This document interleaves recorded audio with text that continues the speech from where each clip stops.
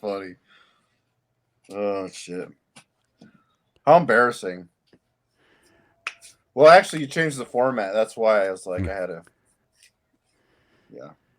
Well, welcome back to season 2 of Dark Side of the Scene. I'm Brandon.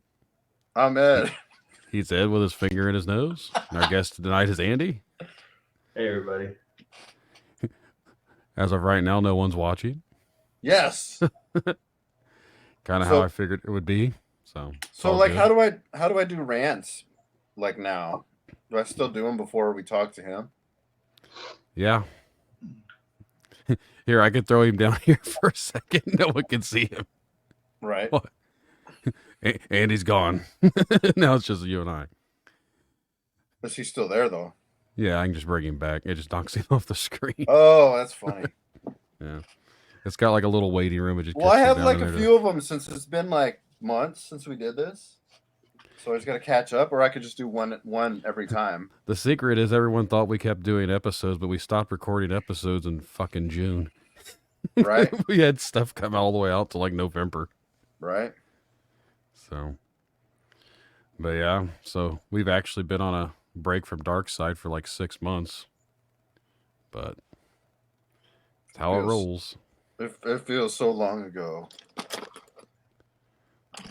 So this is Yeah. live, so I can smoke crack on the air, right? Yes, you can. We've got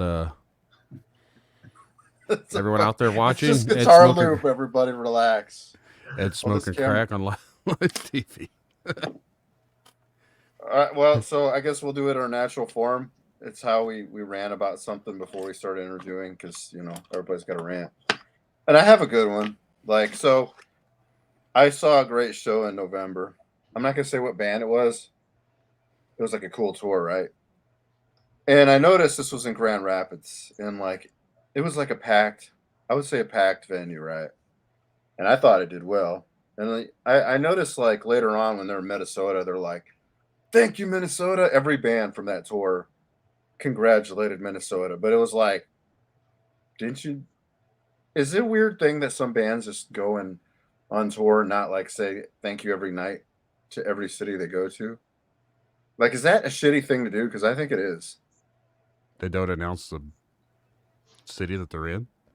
Yeah, like they made a big deal about playing some other city, but they didn't say anything about Grand Rapids, and I thought that was kind of shitty, in my opinion. Like, I feel like I don't know if I was on tour, I would thank every city I went to, but they just did different ones, and I'm like, why? Like, those people are just as special as anybody else, right?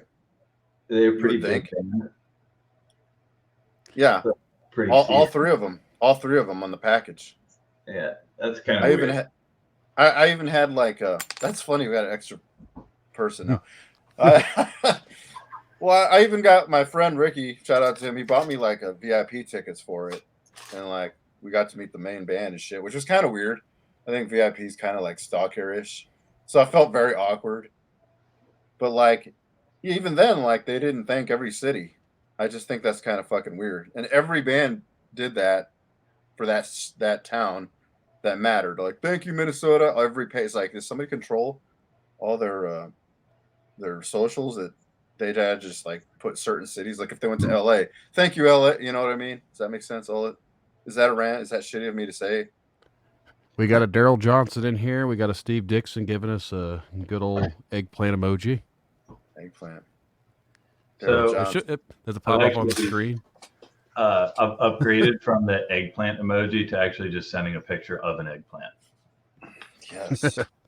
Anyway, that was my rant. I just thought that was kind of shitty of like that tour to do that. And does that make sense at all? Is it possible they forgot? No, because they're pretty big bands. Yeah. Like, I would think you all should be grateful. One band hasn't toured here since like 2000. I want to say 19, maybe 17. And like, because they're from overseas, and it's like, well, you should be grateful. Things are good. We should all be grateful things are good. Like, as I said before, we had so many shows get lost because good old fucking pandemic fun. So I don't know. That was a rant, and I thought that was kind of shitty. I don't know of the bands to do that. Some bands are just fucking dumb.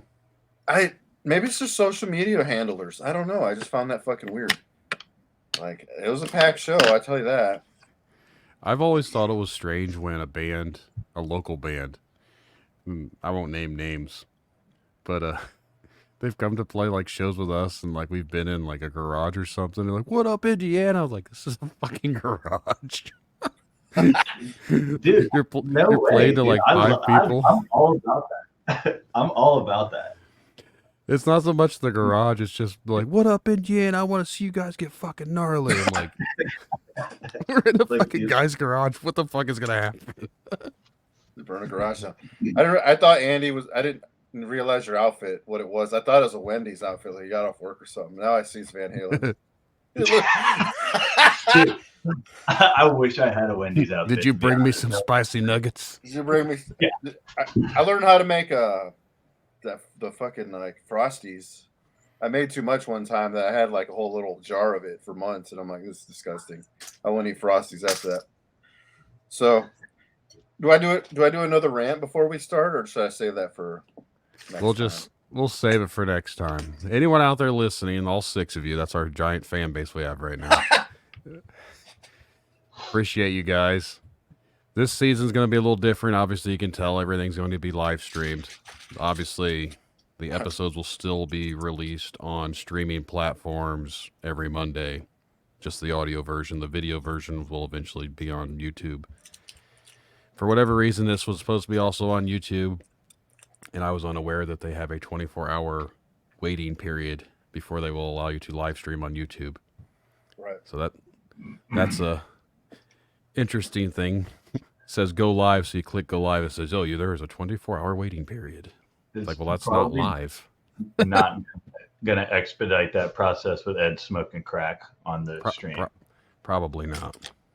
It's another 24 hours every time. Shout out to Daryl. Can you guys see this when they pop up on the screen? I'm driving a semi on the way to California. Isn't that dangerous to watch a podcast while driving a semi? It's hands free. Hey. It's just got to be hands free. Yeah, but like he's got, unless he's listening, but unless he's watching it, I've seen a lot of semi videos. Yeah. Why do you keep having the crack pipe out? Like, I don't know. It's some fidgety. It's just it's guitar lube. Like my new camera's over here. It just looked like the closest thing to a pipe that I had. All right. But no, basically, we really have a new format. No, we want to keep you on here, Daryl. You just be out there watching and just making sure don't take anyone out. My camera's slow. That's funny. Oh well, I'm fucking old school. Slowly getting a little bit more people. Now we have 8 viewers. What's up, people? Anyone that wants to leave comments pop up on the screen. So if you guys got questions for us, make sure to let us know. But I think I'll finish what I was saying. This is how the new format for season 2 is going to be. So anyone that wants to be on Dark Side of the Scene, I would always tell you to email me. But I refuse to pay $80 fucking to update that email. So the email is darksideofthescene@gmail.com. The Brandon at darksideofthescene.com is not being renewed because I'm not giving them almost $90 just for that email address. Wait, you changed it?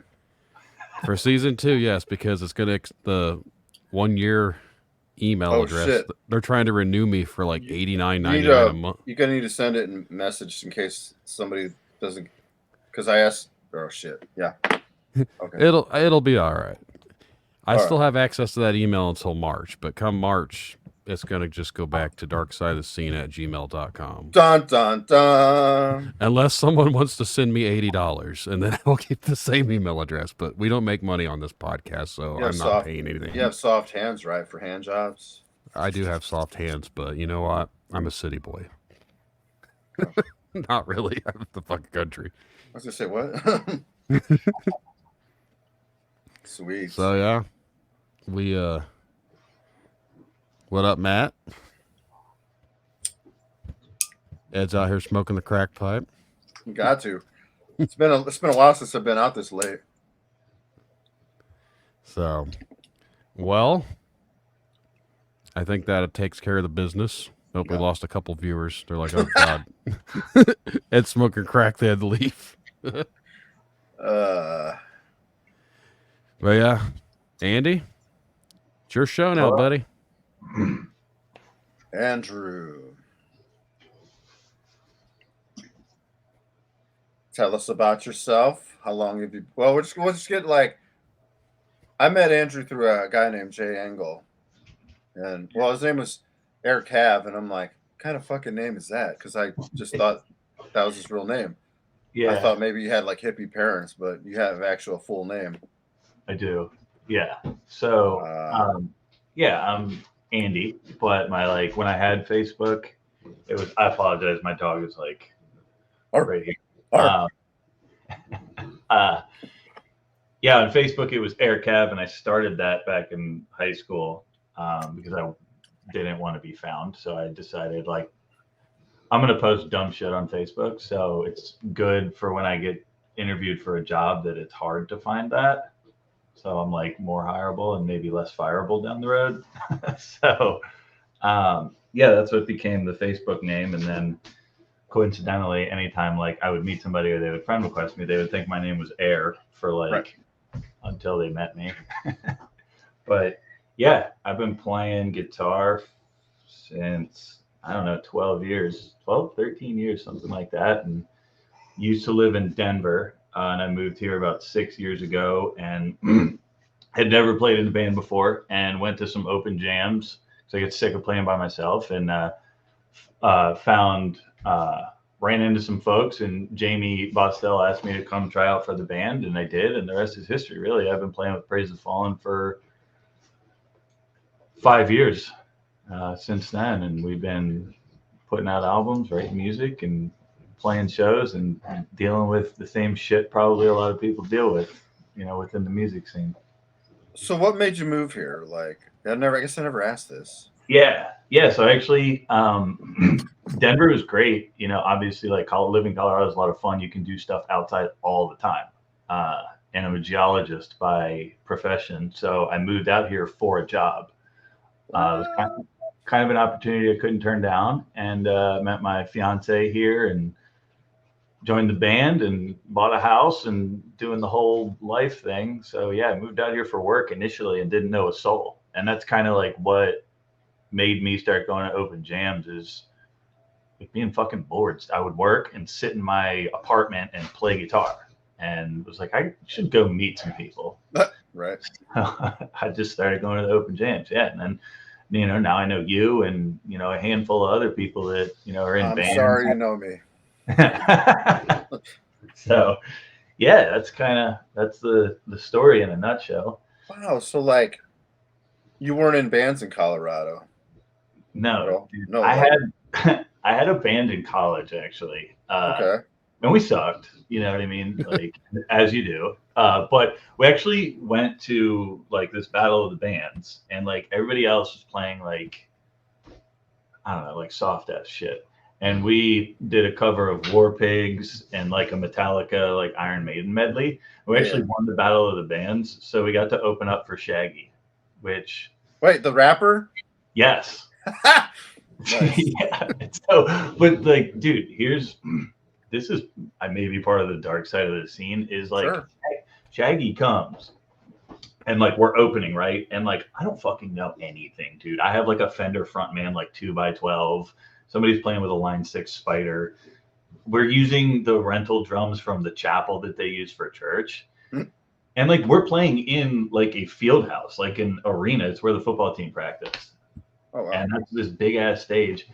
And we get up and they're like, okay, go ahead, guys. And I'm like, you guys aren't gonna mic us or what are we doing here? And they're like, oh yeah, I guess we could do that. Oh my so they God. mic'd half the instruments and yeah, it was a piss parade. But that's something that happens a lot that I've noticed is one, you don't get the full beans on the sound system, and two, depending on the venues you play at, it's almost up to the band to really control their sound. Because you don't know if you're getting the house sound guy or Tom, Dick, or Harry that they fucking were here's $200. Can you come press knobs and shit? They have no idea what the hell's going on. I feel I say this to my friends that how come nobody aspires to be a sound guy but then I get shut quick because then usually the good sound guys are taken and they're actually like got a job somewhere. So like, I don't know. I feel like not enough people aspire to be sound guy, or maybe they see. It's kind of one of those things because if you're actually a good sound guy, you can actually work for somebody huge. But some people, I would feel like there would be not a lot of people that want to deal with traveling, That's just because, probably or they're scooped up by like a bigger venue that you barely see them because they have like a job somewhere like, I don't know, what's that theater downtown South Bend like. the Morris. Yeah, but I think I know some of the sound guys that work there sometimes. But It's I don't know.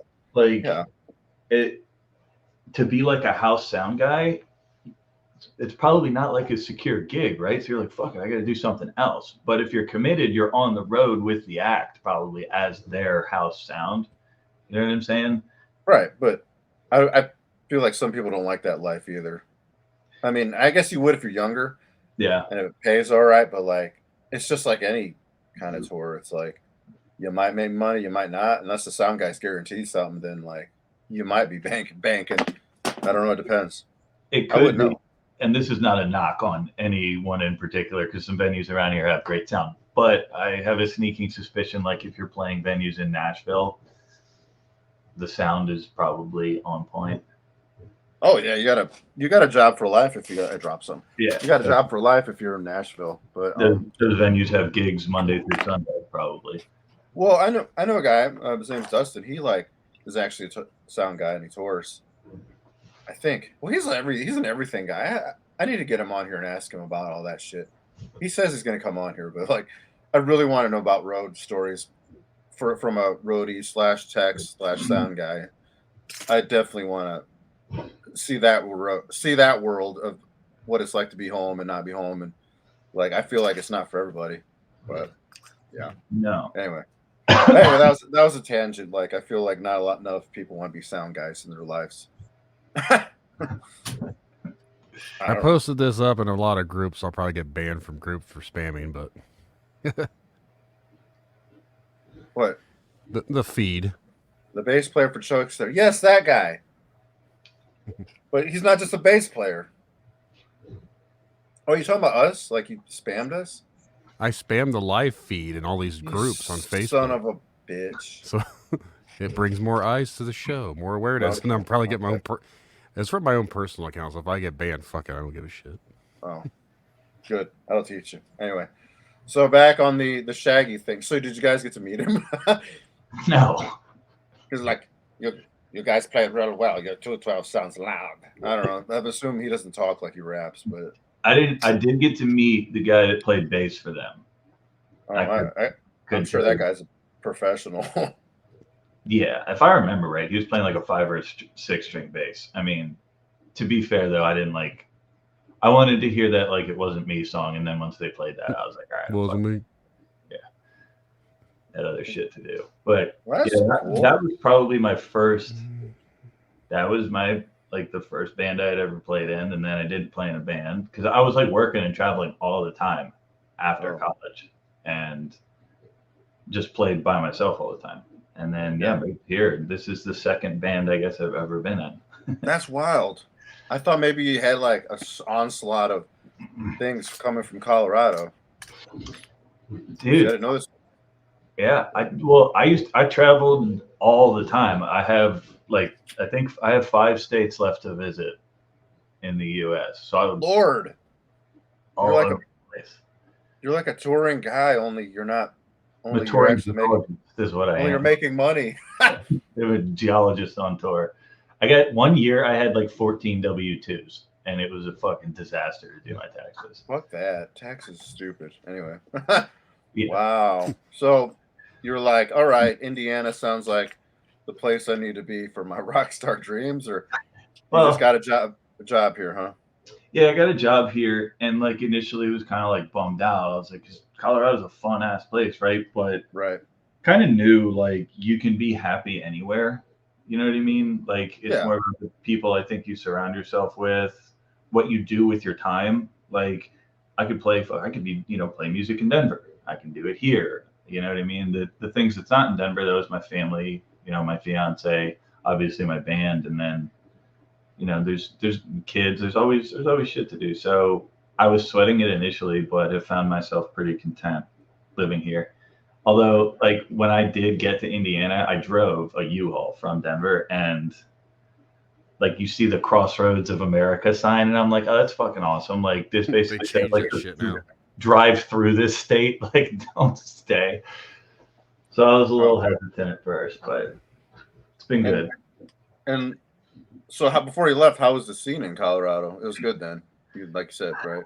I mean, the hella shows, and I have to imagine it's pretty good for like local bands and up and coming bands, because there's always like, even at like, I saw a Bodum at a pretty small venue that's probably like maybe the size of the Music Factory.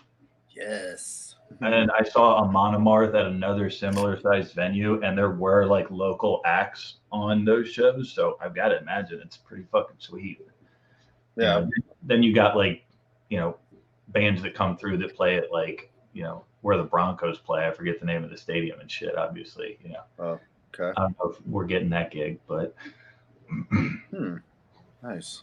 It was cool. Everybody there was super friendly too. Like the musicians that I did, I mean, I'm much more immersed in the scene here. You know what I mean? But, well, I guess immersed. I'm not like on social media and shit, but like, I know most of the musicians around here. It's a little different. I don't know why. I feel like a lot of the musicians around here have all been in bands with each other one way or another. It's like 7 degrees to Kevin Bacon. It's 7 degrees from everyone being in a band together. Well, not you, because you're down south. Like, I only know like people because of this show. Because does that make sense? Sorry, I lost train of thought. I know people from up north. I know people from Indianapolis. I know people from Lafayette. Like, I know people just. I'm just saying, I know people from all. No, I mean, yeah, because once you get in a band, you start making friends with people. Like this, how mad this asshole right here. Fuck. Yeah, that's the way. Yeah, I was like that guy. But like, and then I met you through Jay. I met you through Jay though. Like, that's funny. Like, you were just some random dude that showed up at his house. Little known fact. Actually, Andrew shows up in one of our videos. Yeah. He runs over our ex singer, or Dan, and then like, I think like, I run away. He's the cheater. He's the cheater. Like, Dan's the girlfriend in the video. That he was the blow I up forgot. dog? Yeah. Well, she keeps turning into one. Which is funny because shout out to Kelly for like actually like being cool about like being the sleaze in the video. She's super cool. Yeah. And Andrew's like, I want to be in a video, so he's like the cheating boyfriend, or he's the husband. He's the boyfriend. I'm that hot piece of ass. See, stealing lead singers' women and driving little pickup trucks. Which never happens that way. They always get the chicks, but yeah, that's, I guess. I mean, that's why But yeah, we recorded at Jay's house, and like, yeah, shout out to Jay for helping out and keep bringing people together. So yeah, that was fun. I mean, it's like I don't know. I think you guys like posted something and like needed some help, and I was like, yeah, sure, like why not? You know what I mean? I would do that. I did a video with Autumn Academy too. Like, anybody, I don't know. I would like to see like more collaboration in like within our music scene around here, within the region. Yeah. Like I just got like digital audio workstation and all this crap set up so I can finally like record shit and make music with other people. And so many talented musicians around here, but like very infrequently do you see like a collaboration with like this person from this band and this person from this band. And I think that would be awesome.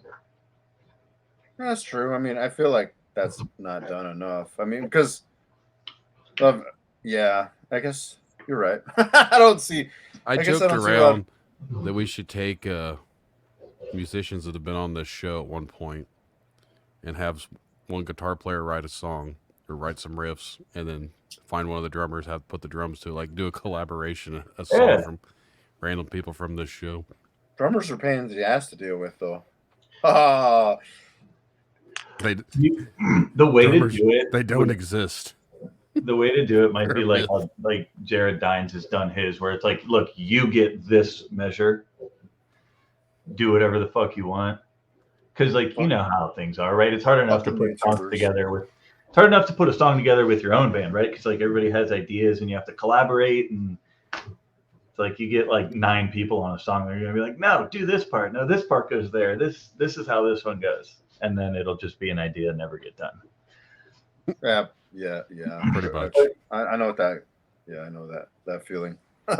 That's why I'm like, here's a song I wrote, so nobody argues with each other, whether they like it or not. I guess. Right. But yeah, I could. What were you gonna say, Brandon? I was gonna say shout out to the 6 people still watching. Shout out to them.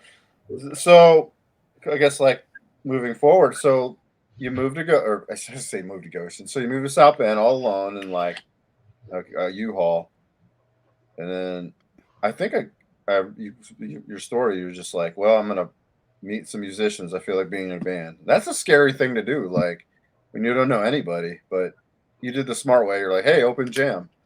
Yeah, and I like. It's actually funny. So like, this is a funny story. So like Jamie, and it brought me into the fold with the band, and like he had another band going on at the time, and like they had gotten up at open jam, and I was after them, right? And it's like a full band. They had rehearsed, and they're like did really well, and I'm like, the guy's like, all right, up next is Air Cav from Colorado or something, and I'm like, does somebody want to play with me? Like, I'm not just gonna stand up here and just play guitar.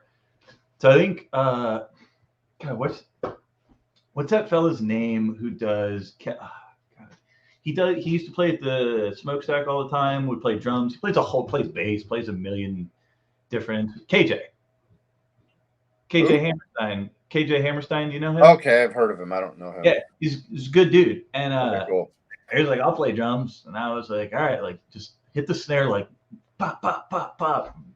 I started playing some heavy metal stuff and thought it sucked, but like afterwards, you know, Jamie approached me and he was like, I have a band. Do you want to like audition for it?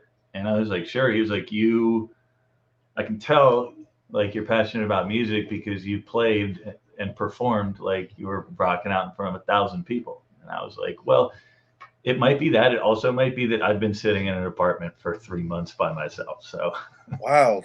It's a lot of jerking off. It was a lot. It was a big circle. It helps the hands. Wow. No, yeah. That's cool. I don't think I would have done that shit. Like, that's pretty brave of you because, like, as most people know, I started late. Like, I started when I was like 28. Most people have fun when they're in their early 20s.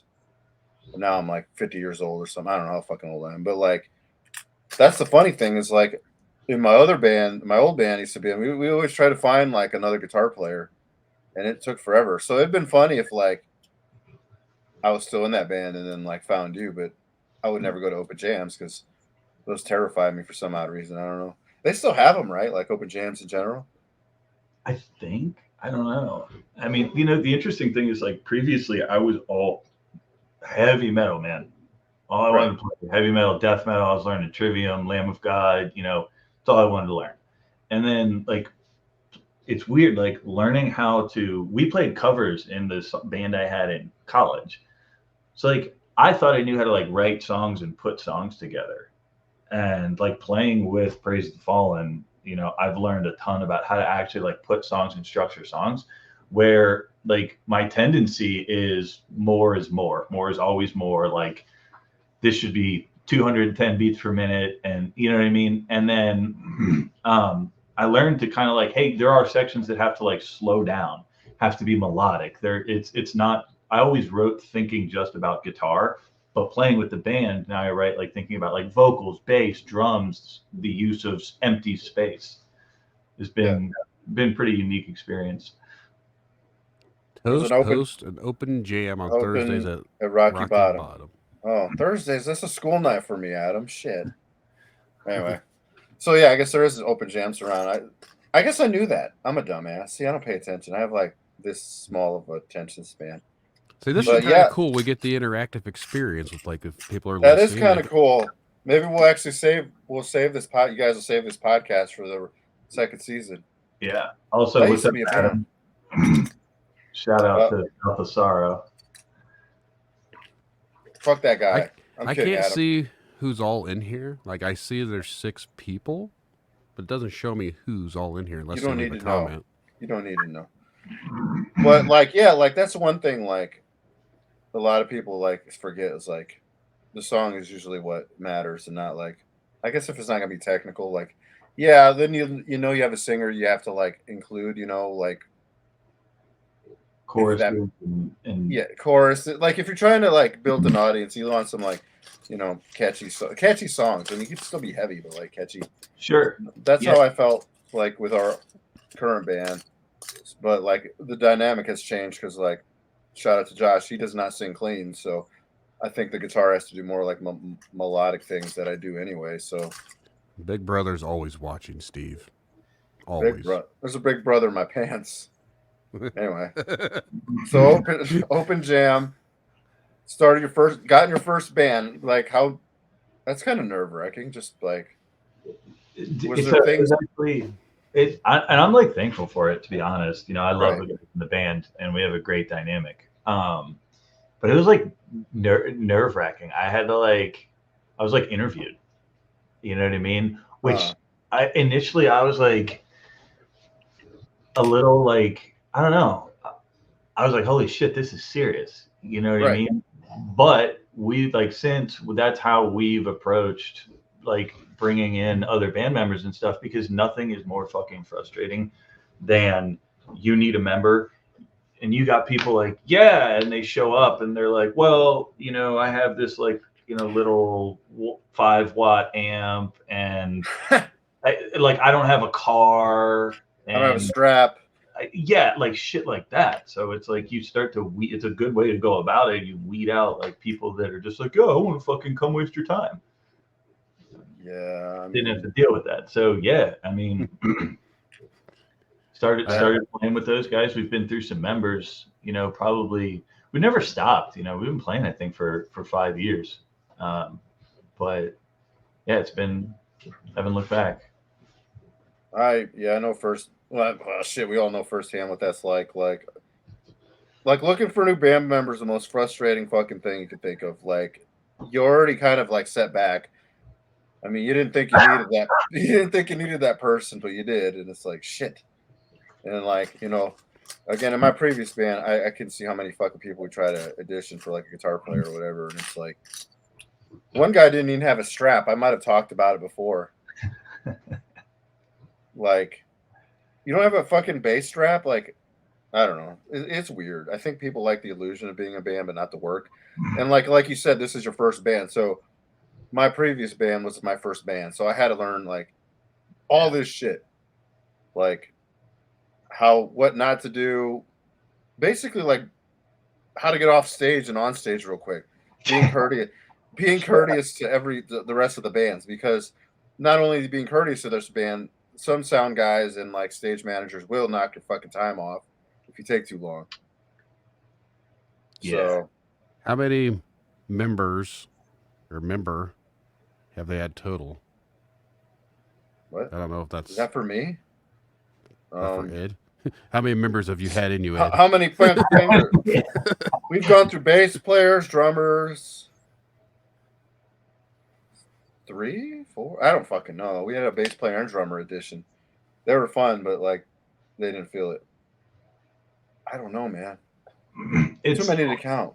A lot of it, I feel like too, it's like it isn't so much even about like the talent as a musician, but about like being a good fit and like being like having your shit together outside of the band allows you to approach the band professionally and be like committed and dedicated, right? Like, guys that are like, oh, like my fucking, this happened and I can't make it to practice because like my dog ate a traffic cone, or I don't fucking know. You know what I mean? Like, which I say that and my dog is going to end up doing that. So traffic. Like, you know what I mean? It's like, I feel like it's a lot about the people. What happened? It says in PTF. Oh, Steve wants to know how many members it was, I guess. Yeah, how many members in your band, Andy? Well, there's 4 in the band now. So we have Randy plays bass, Jamie does lead vocals and rhythm guitar, and then Kenny plays drums, and then I play lead guitar. So 4, it's 4-piece. Sweet. I Yeah, think the I had a less question. people you have, the better it actually is. It's less people to deal with. there's a sweet spot for sure. I wouldn't 'Cause- mind. Sorry. No, I I was wouldn't saying, mind. I wouldn't mind a keyboard player, but like that way you don't have to like worry about backup tracks and shit. But keyboard players are fickle people. They're sexual creatures. What are you talking about? Sexual creatures. So I guess like the nitty gritty. So like, as you're slowly being in a band and like learning all the ropes,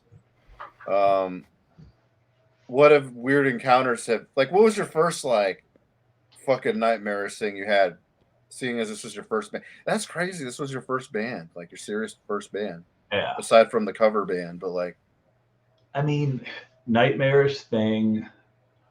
I don't think I've ever dropped a guitar on stage, or I Okay. have, and I just blacked it out of my memory, and it's like buried somewhere that I'll address later when I'm in therapy.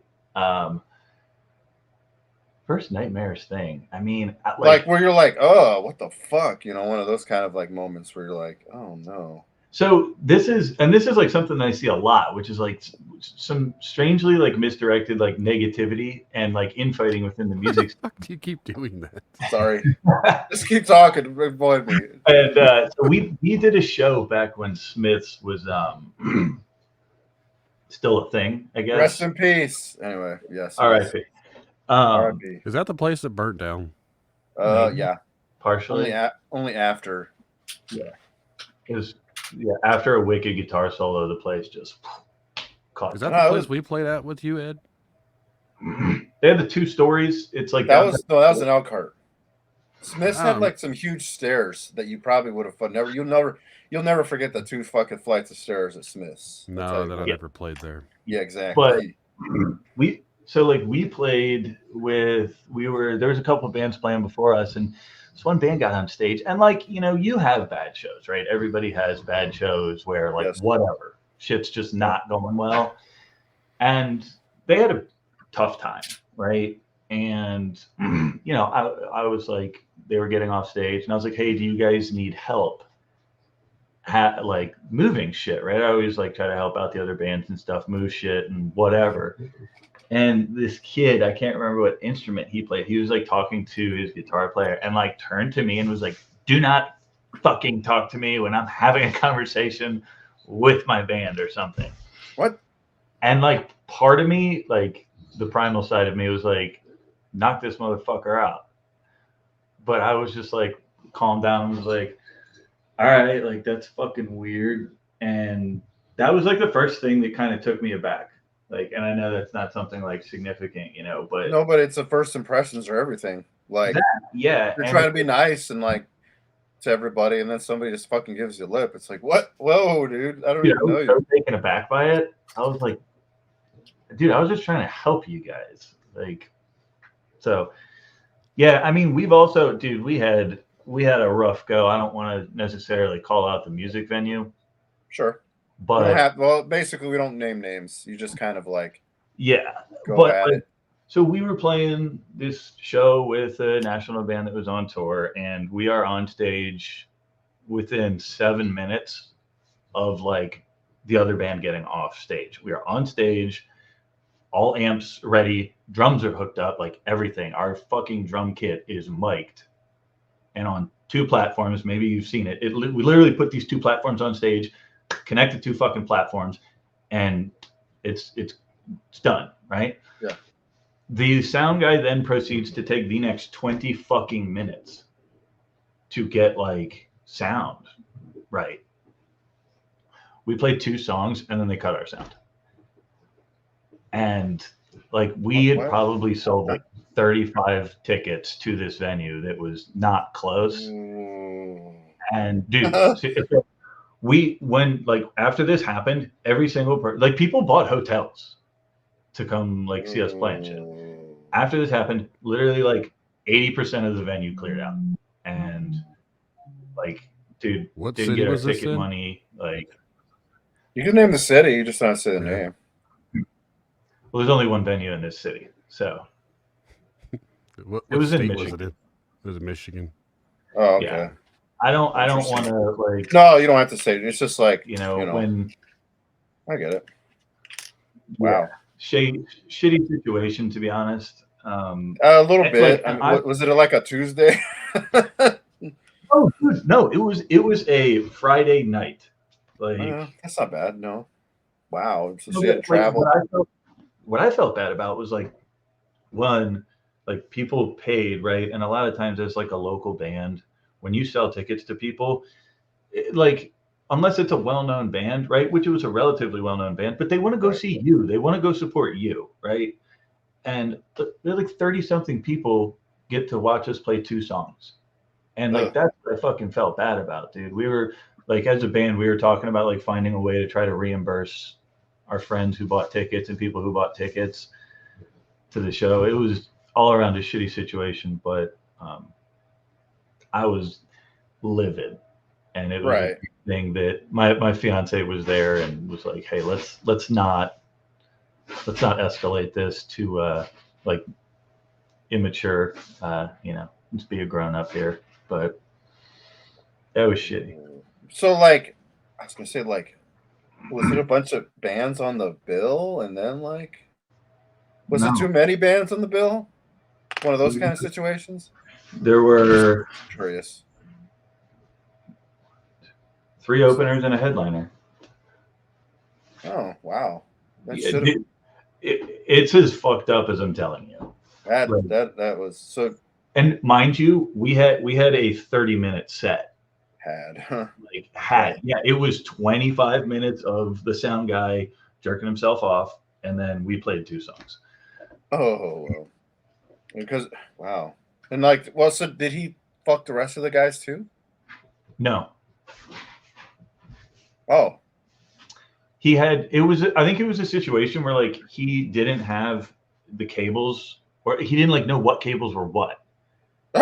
Basically figured it out on us, and then I don't even understand what was so complicated about it, because the band before us had the exact same setup. Like I don't know what happened.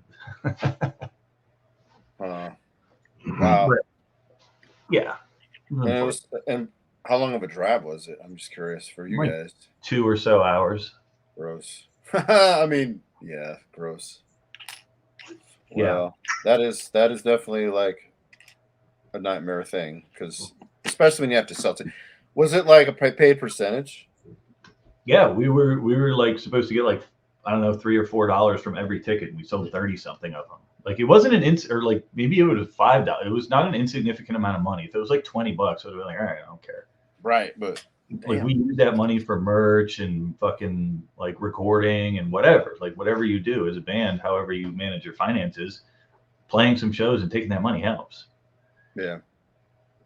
Wow, that's wild. I mean, that's a fine example of when sound guys need to be slapped. But what can you do? Yeah. Wow. Fucking hell.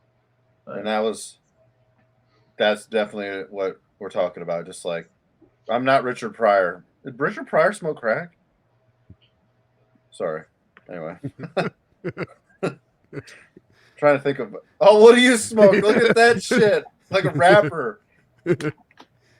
Now I'm jealous. But let me see. Okay, so what was any other incidences that like that, or is that like one of the? That one sucks. I mean, that is one of the shitty ones that you could encounter. I mean, you get shit like, I notice a lot of like, I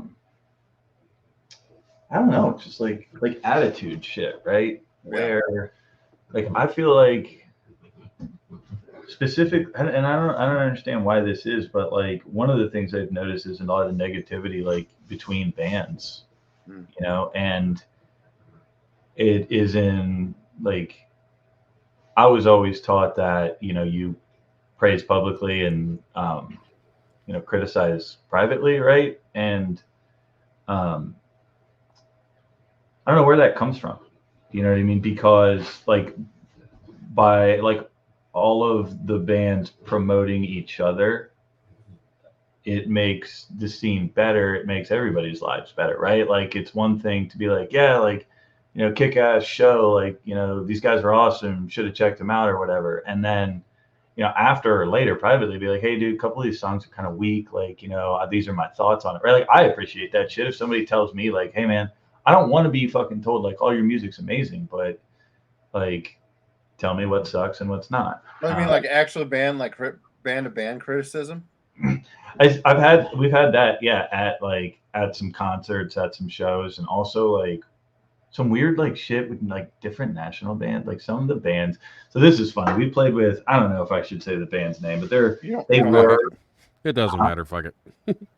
Yeah, I mean, these guys were fucking dickheads anyway. But all right, go ahead. Yeah. So we played with I can't remember which band it was, so I don't want to say the wrong band name. But anyway, we played with this national band. They came through, and like they were so. We weren't like, hey, oh my god, you guys, hi, like we're opening. We're just like around, and they were like, yeah, right. We weren't like that. Like I don't give a fuck. We're playing at the Rockstar Lounge in Fort Wayne, and they were like so like standoffish and like, no, you guys can't be in here. You can't be in here because they had like waters in the green room and shit. And I was like, I'm fucking thirsty. I'm gonna go get water. Like you can't be in here. The band was, and they had this whole like holier than thou sort of attitude, and I was like, hey, I don't know if you guys noticed this, but like we're playing on the same stage. So think about that. You know what I mean? That was a venue we never got to play. We almost did, but I think one of us couldn't like get it off. That was a good venue. I heard it turned into a strip club, or it was a strip club. It was a strip club. But, man, fuck. So like one of my favorite things about like venue, when the sound, have you played at the Hobart Art Theater? No, not yet. Dude, I fucking love playing there. The sound, that's one thing that's like. Shout out to Edward. Huh? Sorry. Edward, he likes the book there. Ed, not me. Ed Rosenberry. Oh yeah. He also booked there. Shout out to Edward. I just talked to him not too long ago. Anyway. Yeah, he's good shit. But dude, like that's another thing that's like at venues, like even if you're the opening band, you're still the entertainment for the night. So there's no reason to treat the opening bands like shit. And at Hobart, they're always super cool. The sound is always proper. I love that venue. That's good. We like to hear. Dude, this reminds me of, okay. Then, sure. Another thing. Like sure. We played at Pierre's, and this sound guy is no more. I fucking love that venue. The sound guy's no longer there. And he's a very, very short gentleman, but like we get our drums up on stage, right? And our drummer plays a like 5 toms, 2 kick drums, like, it's big drum kit, plenty of cymbals. Do you ever think maybe you should scale that down just a little bit? Sorry. Richard Pryor smoke crack there. At certain venues, like, yeah, but we don't really play those venues anymore.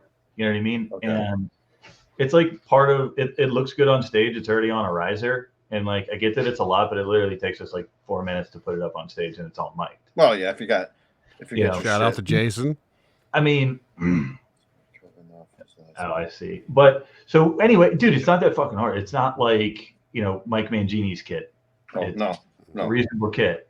And get up on stage, and this sound guy has all these shitty comments about the drum kit. He's like, oh, I got to go deal with these like Megadeth drums and this and that. My God. And so I was like, dude, just do your fucking job. Like, it's not that hard. So then during the show, he kept pulling the drum volume up and down, literally like cutting, like it was like he was like constantly throwing levels all over the place. And I know that it was intentional because the band before us sounded fine and had the same setup, and the band after us sounded fine and had the same setup. All because like I made a comment like, do your fucking job. Did you actually say that? Yes, I did. Oh. I was like saying, dude, I was setting. I'm normally like don't my mouth, but I'm setting my guitar. And she's constantly running his fucking mouth about, oh my God, I gotta do this, and these Megadeth fucking drums. And I'm like, dude, just do your fucking job. It's not hard. So in hindsight, I guess I'm a lot nicer than you are. I kind of just like, as long as I hear myself, I'm one of those things. But yeah, I get it. Like, it was pessimistic. It's like, motherfucker, you're getting your money. You know what I mean? Do your job. That's what I mean. And after the show, our drummer was like, pulled me aside, and he was like, did you see that guy, the sound guy? And I was like, yeah. And he was like, dude, that was the biggest midget I've ever seen. Oh my God. He's probably listening. Oh yeah, yeah. But yeah, man, shitty. Like most of the shitty stuff has just been like weird interactions like that, or like do your fucking job. You know what I mean? Do your fucking job. No, I get it. Like, But wow. You mentioned bands coming up to you afterwards and like giving constructive criticism. I feel like if a band just comes up and starts criticizing you, that comes off like a dick move, though. Especially if you didn't ask for it. Right? Like, not so hey much. guys, this song you should probably do this, and maybe Well, try doing it. Like, wow, dude, thanks. I guess I Who the should fuck like. are you? I guess I should like give some context there. It's typically like, hey man, awesome with this, that, and this, and I'm like, nice. Like, how was this? What did you think of this? Then it's like, well, this part kind of sounds like, that it's not like, hey, you guys kind of sucked, and here's why. that's not the opener that I've been greeted with. That's actually happened to me before, and anyone that knows me, they know by my reputation I'm kind of blunt and can be an asshole because people ask me my opinion, and do you want me to tell you my opinion, or do you want me to sugarcoat it and just tell you, oh, good job? So they know what you really think. I was like, well, I wasn't really into it. They went around and started talking shit about me, saying I was an asshole. So I said they sucked. I was like, I didn't say you sucked. I just said I wasn't into your music. Like, you asked me to be honest. Like, We get if you can't handle honesty, don't ask. we get that a lot. Like, I kind of like the clean vocals only, but I don't like that harsh shit. Or it was like, I don't know about the harsh stuff. Or excuse me, I don't like. Or I wish you do less clean. Wish you'd do vocals. less screaming. Yeah, less screaming. Now it's all screaming. So, haha. Like now you'll never know that we're half a clean band. But I yeah, think I said it before on an episode. Like, we had video recording from when we played at a place here in Peru, and the lady back in the background, you can hear him like, now I hope they play some real music. Like, we have it on the recordings. We're recording the video, and you can hear fucking voice back. Maybe they'll start playing some real music. Yeah, let me just bust out some Skinner, you fucking cunt. Oh, dude, I got one. I just remembered. Hell yeah. What are you smoking? Does it still taste like pineapple? It's crack. Me? Yes. It's crack. Yeah. Yeah. See? That's Crack. cool. Look at his eyes got huge. It is crack. Anyway. Crack. All right. So what's your story there? It's crack. Prayers up for Andy now. It's got the addiction over to him. Dude, I'm just perpetually delaying your ability to stream on YouTube.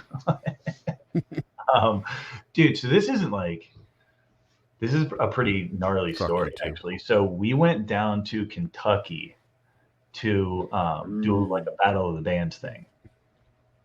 And God, I don't even know if I should be telling this because it's dark, but like, no, it's part of Jay's Burger's looking pretty sexy there. Jay's Burger, Jay Bryant, Jay Angle Bryant. I don't call him Jay Bryant. Anyway, so get to the dark Kentucky. Yeah, like a drink. Yeah, so it does. Well, first, like, just to give you some context of like where we were in Kentucky, sure. I had to take a piss, and I asked the lady at the concession stand, like, "Hey, where do I go to the bathroom?" Right? She's like, "It's around the corner here." I'm like, "Okay," and it's literally. She didn't hand you one of these. Like, here you go. That's the bathroom. Anyway, yeah, no, she's just like, "Here's the bathroom. It's right there," and it's literally like a brick building with no sign on it and like an opening. So I'm like, "Okay, the bathroom's in here." I walk in there, and I hear this guy like, "Hey, hey." Whatever, I'm taking a piss. And I come out and he's like, "Hey man," he's like, "I don't know where you're from or like who you think you are, but here men do not piss in the women's bathroom." And I was like, where does it fucking say it's a woman's bathroom? And he was like, right there. It's this little fucking piece of paper. I'm like, dude, like he was like ready to fight me about it. I was like, it was an accident. Leave me the fuck alone. I'm in a band. Leave me alone. Yeah, I'm in a band, man. But so anyway, it's Battle of the Bands, and there's like, I don't know, like 8 bands, and amazing fucking bands, by the way. Like everybody was super fucking talented. But like the 4th band that like goes up, this guitar player literally has a heart attack on stage and dies. And like the ambulance comes, they put the thing on him that automatically does chest compressions. I feel like I've heard this, but I don't know where. You probably have because it happened. And like it was fucking crazy. So like we didn't know what to do, right? And got all the bands together and we're like talking to his band. We were like, what should we do? And they were like, he would honestly want you guys to keep playing. And it turned, I mean, I thought we were playing amazing, but what it turned into was like, because it was like a traumatizing experience. So we were all a little, I mean, I can't speak for everybody, but like I maybe had like 9 too many beers before we played. So I'm up there thinking I'm killing it, and then watch the video back and I'm like, yeah, I hit like one of those notes. 9 beers? Fuck that. I don't think I can play after 2. I can't, like, I don't, yeah, I could have like 2 beers, but then I start to lose like the Widleys, you know what I mean? I just lose mental focus. Yeah. I've never played drunk. Like I will, pride myself. I've never played drunk. I just don't know if I could do it. I have very infrequently, but that was one occasion. Just high on crack. Just high on crack. That's why he's always fast. He's always ahead of tempo. I guess. But well, so the gig crashed and you didn't do so well is basically what happens because somebody died. Man, I hope you guys did him justice, or that stage is now haunted. No, it was, so initially there was going to be like the winner was going to get, I think like $6,000, or it was a pretty big like sum of money. Damn. It was like a big sum of money. Maybe it wasn't $6,000. Maybe it was like $2,500 or $4,000 or something. That's still a lot of money in like a lot of money, right? It was something with four digits, and like all the bands decided that like every bit of money is going to go to that guy's family. So that's cool. I mean, yeah. Unless he like faked it and then like this is how it went on. Shouldn't joke about that. That was fun. Dude, I mean, rest in peace, guy. I mean, that's the way anybody should go, just doing something they loved, you know what I mean? Like honestly, so there are like 2 ways, right? Like I would go out. One would be like, okay, like I'm ripping a gnarly solo and boom, like get struck by lightning. Heart attack would be all right. But like that would be one way to go out. The other way for me would be to wear a wingsuit into the updraft of a tornado. That's how I would do it. Like Bill Paxton? Yeah, basically. Like fucking Dorothy. Who would have thought this motherfucker survived tornadoes and he died of a heart attack? Fucking Bill Paxton. Right. Damn it. Yeah. I forgot he died. Wait, so you're a geologist? Isn't that what Jay is also? I think so, yeah. You guys like compare notes and like dinosaur balls? Yeah, that's all geology is just dinosaur testicles. I asked him, I go, like, have you found any dinosaur bones? Like, no. So I'm like, really starting to think dinosaur bones are a bunch of bullshit. Because, like, how can they be, like, not everywhere if apparently we were ran by dinosaurs back in the day? I mean, it's just conspiracy theory shit, but that's how I feel about dinosaurs. Hey, you're on the wrong show for that. Oh, I'm sorry. Anyway. Would love to explain that to you, but perhaps not now. Yes. So, basically, like, yeah, you in Kentucky, somebody passed out died, but like it had a happy ending though. Like you all pitched in to give the guy's family money. So yeah, I mean that's not so dark. That's pretty cool. Yeah, and that's I think like there's always like an opportunity, I think, when times are dark and shitty to find a positive, outcome. Right. So that's usually what basically the show is based on. I mean, we talk about the things that maybe that we think could be changing, but they probably won't. Like you're always going to have that shitty sound guy or that venue that is falling apart, and like I don't know how many of these have you listened to any of these episodes, like in general, or you're just not podcast? Yeah. See, like it's crazy everywhere. Like how things are done and how people treat you and whatnot. So anyway. Yeah. I mean, I don't have a lot of this is my only experience. This is the first time. That's wild. Yeah. I mean, it is wild, but it's also like it's eye opening. Like, oh my god, So wow, there it goes. Pineapple, whatever the fuck you're smoking. It's crack light. Crack light. Yeah, I can't handle the full strength. I can't get over your outfit. It's like you're wearing a cheeseburger and like a Burger King suit. It's like far away. It's definitely. It's a guitar, but like the hat looks like there's a cheeseburger on it. This is my friend's band, Crow Hunter, out of Maryland, and actually Yeah, those guys came out and played a handful of shows with us. They're a kick-ass band. Anybody who's listening, go Nice. check them out. I should have wore some band swag from fellow band. Well, Dark Funeral, but they're not from here at all. Jarritos is a pretty cool band.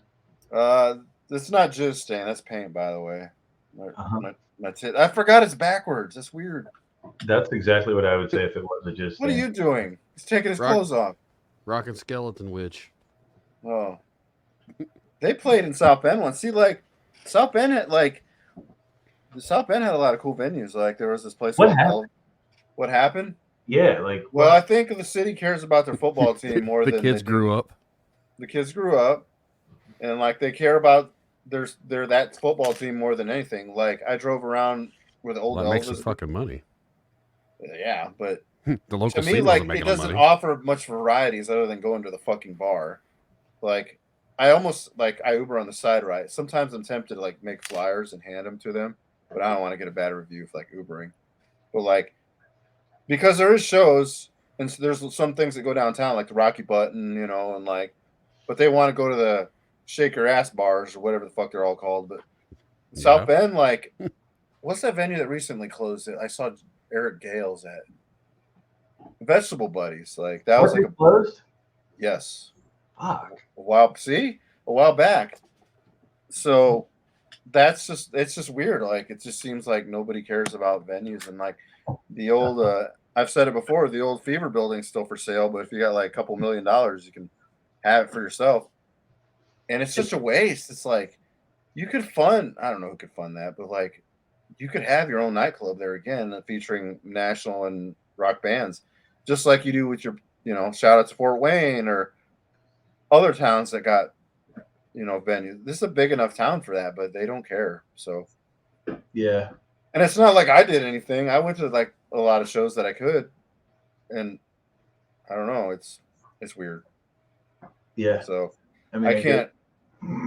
I don't know what happened. It must. I feel like, as I said, like up here, it's more work, less play. Like all they care about is RVs, and then people in RVs. The only time they want to have fun is like on a Saturday because Friday night they're all exhausted after working 12 hours or whatever their pace rate, whatever. It's I don't know. I don't understand it myself. It's really sad, but again, that this town only cares about their team. Yeah, I mean, there's still Cheers. Cheers has been going strong. Right. I'd gone to a show there. See that Heartsick show there?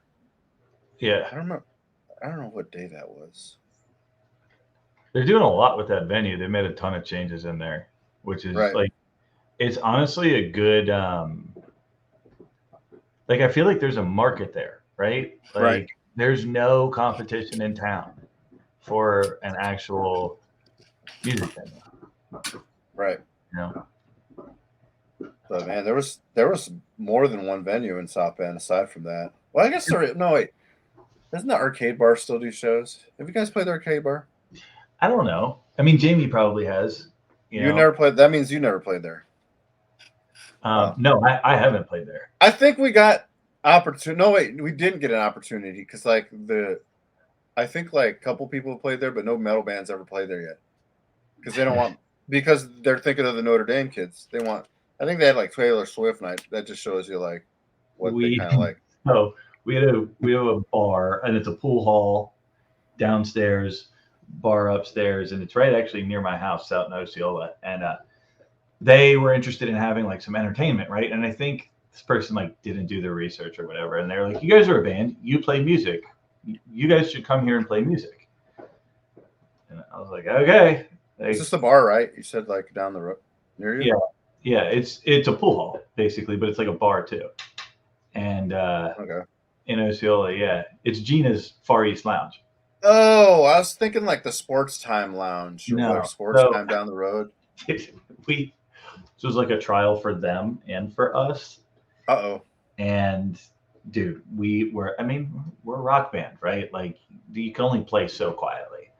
And we were playing, and the crowd that's there wants to listen to hip hop and do karaoke and shit like that. So we finished playing. Like I can tell everybody's like, "Fuck this!" Like the bartender's like, "Can you guys turn it down?"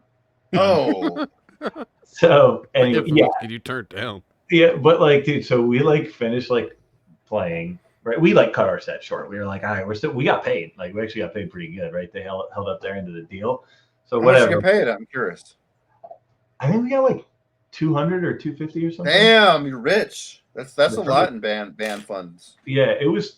I don't remember specifically, but it wasn't like $40. You know, we actually like got paid something useful. Wow. And we were like loading our gear out. I noticed like a couple pictures fell off the walls. There were pieces of the ceiling like on the drum kit and shit. I was just like, yeah, this is not a good fit for our band. But it was kind of no. At least you tried. I mean, like, yeah, I feel like it's weird when like some bars will try to do that, and they're usually not prepared for it. That's exactly what it was.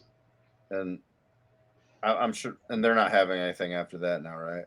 Probably not. I mean, we're a fucking rock band. Like, go to the website, listen to some of the songs. How did they not know that? Like, we told them, we're a rock band. Here's our website. These are our songs. Did they want you to play covers like for 4 hours? Because they said play a couple covers. We told them we're all original music, and they said play a couple covers. So we put in a couple covers, and like, dude, it was just like there were like 4 people that were like vigorously headbanging, and then like other people just like playing pool, being like, oh wow. I feel like there are things in Osceola that could be used. Like, again, there was that Overtime Sports Bar, but I don't know if they're open anymore. They were having McKinley. Yeah, I think they were having some kind of shows there, and then I don't know what happened. It just didn't work out. I don't know. Huh. Yeah. Interesting. See, like, I don't know. Nobody wants to take risks on like original bands, no matter what you are, as far as I know. And that's what kind of sucks. Like, and one thing I've noticed is like it's great, all these tribute bands, right? Like, some of them are super kick ass, but like at a certain point, is there like copyright issues? I think if they record the music and release it, wouldn't there be copyright issues? But if they're just being a tribute band, if they're generating revenue, right, and it gets to a point where like that's their full-time job, right? They're generating revenue. Yeah. They're copying somebody else's songs. Like, I feel like one of them is gonna end up getting popped for something. You know what I mean? Hasn't happened yet, so I'm sure there's some sort of leeway for that. Got a question for Andy. How do you keep your playing fresh? What does a practice at home session look for you? That's actually a normal question. Good job, Jay. Yeah, that is a normal question. Thanks, Jay. We got away from all the crack and all the other shit. Nope. No. Okay. So like previous to me like setting up like my studio stuff, I have a little like Boss like 5-watt battery powered amp that, because I have like kids and family shit happening all the time, right? So like I leave my stage rig at practice, and I would honestly just like, I wouldn't practice that much. Actually, I felt myself getting really fucking sloppy. Over the last like month, I've gotten my studio set up, so now I've been learning a lot of shit. Like, I don't know really anything about like music or like theory or anything, but lately, so like typically I try to warm up with like Technical Difficulties and Curse of Castle Dragon, the parts of them I can play, by Paul Gilbert. Like, warm up with those until like I'm pretty much drilling them. And then I've been learning like there's like a minor and then a relative major, and you can like play those scales over shit, and it makes sense. Nerd. Yeah. Well, like nerd. Well, because like the reason I started to learn this is because like now that I'm like recording shit, right? I'm like, okay, what chord is that? And then like not just to play guitar, to learn like to program keys and different stuff. I need to know what fucking key it is, so I'm not just sitting there. Sure. No, that makes sense. You know what I mean? So, the hunt and peck, like, okay, that sounds right. Yeah, that sounds right. Right. So like that's what I've been doing recently is like try to warm up with some Paul Gilbert shit, run through like this minor major, try to like, okay, like, key of B, right? Minor major, and then move up to different keys and shit. Yeah. That's what it's been lately. Yeah, but like if I hear something badass, you know what I mean? I'm like, okay, I'm gonna go fucking learn that. Actually, that brings up a point that I brought up to the show. So like you got a family and kids like now and a pet, obviously.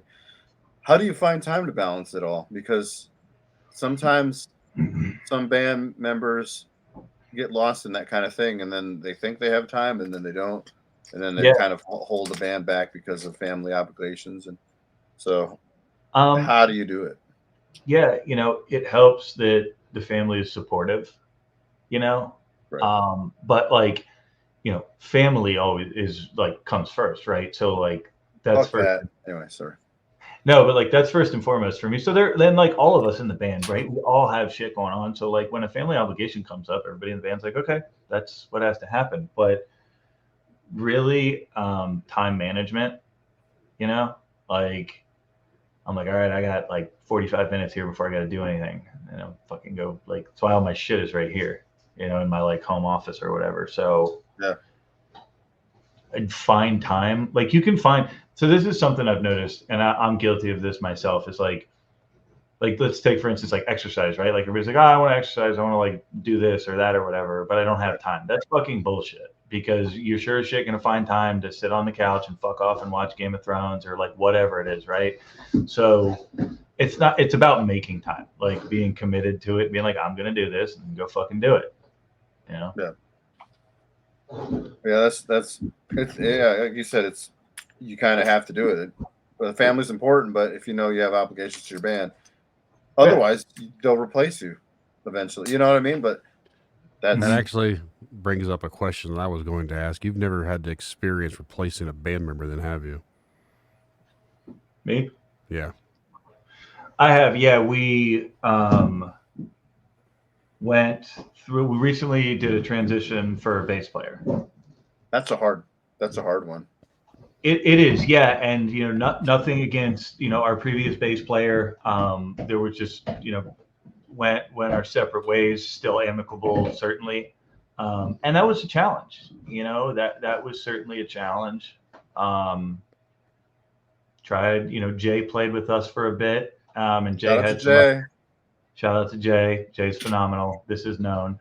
But Jay had some other obligations, in the direction that we were trying to go. We were really looking for somebody who could be fully committed. And we found a fellow named Randy Davis who lives up in Michigan. And he's been super kick-ass for us, like committed, everything you really want in a band member, like contributes. He writes, like everybody in the band writes now. Even our drummer somehow managed to like put together a song. Shout out to Kenny. Does he not play another instrument aside from drums? So he actually, like, the way this song came together, he like started playing this dance beat, right, and sort of helped structure things together. And this part, like, everybody contributes in our writing process, which is awesome, because like I feel like the end result is better that way, and it's like nothing is off limits, right? Like if I bring a riff to the table and somebody's like, yeah, let's try it like that, I'm like, okay, cool. Or if, like, for instance, Jamie will bring some lyrics to the table and we're like, hey, let's try this. Cool. It works that way with all the instruments. So I feel like, we're constantly writing and putting shit together, and hopefully we're getting a better end result. Now, how many times do you practice a week? Typically twice. No shit, that's a lot for most people. Yeah, I mean, we're in the winter when it's not like shows or gearing up and shit. Right. I a lot of times can't make one of our practices because of some sort of family obligation, but we're in like the writing and recording phase, ideally with like a full 10-song album coming out in the spring. So it's been like really paramount that we are all there together as much as we possibly can to like not drag our feet on this shit. Man, we're slack. We get together like one time a week, and then I mean, we also like just it's not like we show up at practice and we play music for 2 hours. Like, let's sit and bullshit for a little bit. We're always productive, but like hanging out with each other, and just, it's sort of like a break from everything. You get together, guys, fucking rock out some music, write some shit, maybe, who knows. So since you started recording, now that you've like slowly learned it, has that helped like what you contribute to the band, or is that like is that like a problem? Like, no, man, we were supposed to work on this together. Like, because I feel like some bands, they were going to think like, oh, the guitar player's trying to take over by bringing us this full song. You know what I mean? Like, in my opinion, like when I do it, it's like I know what we don't get done and what we could do at home. So here's a song.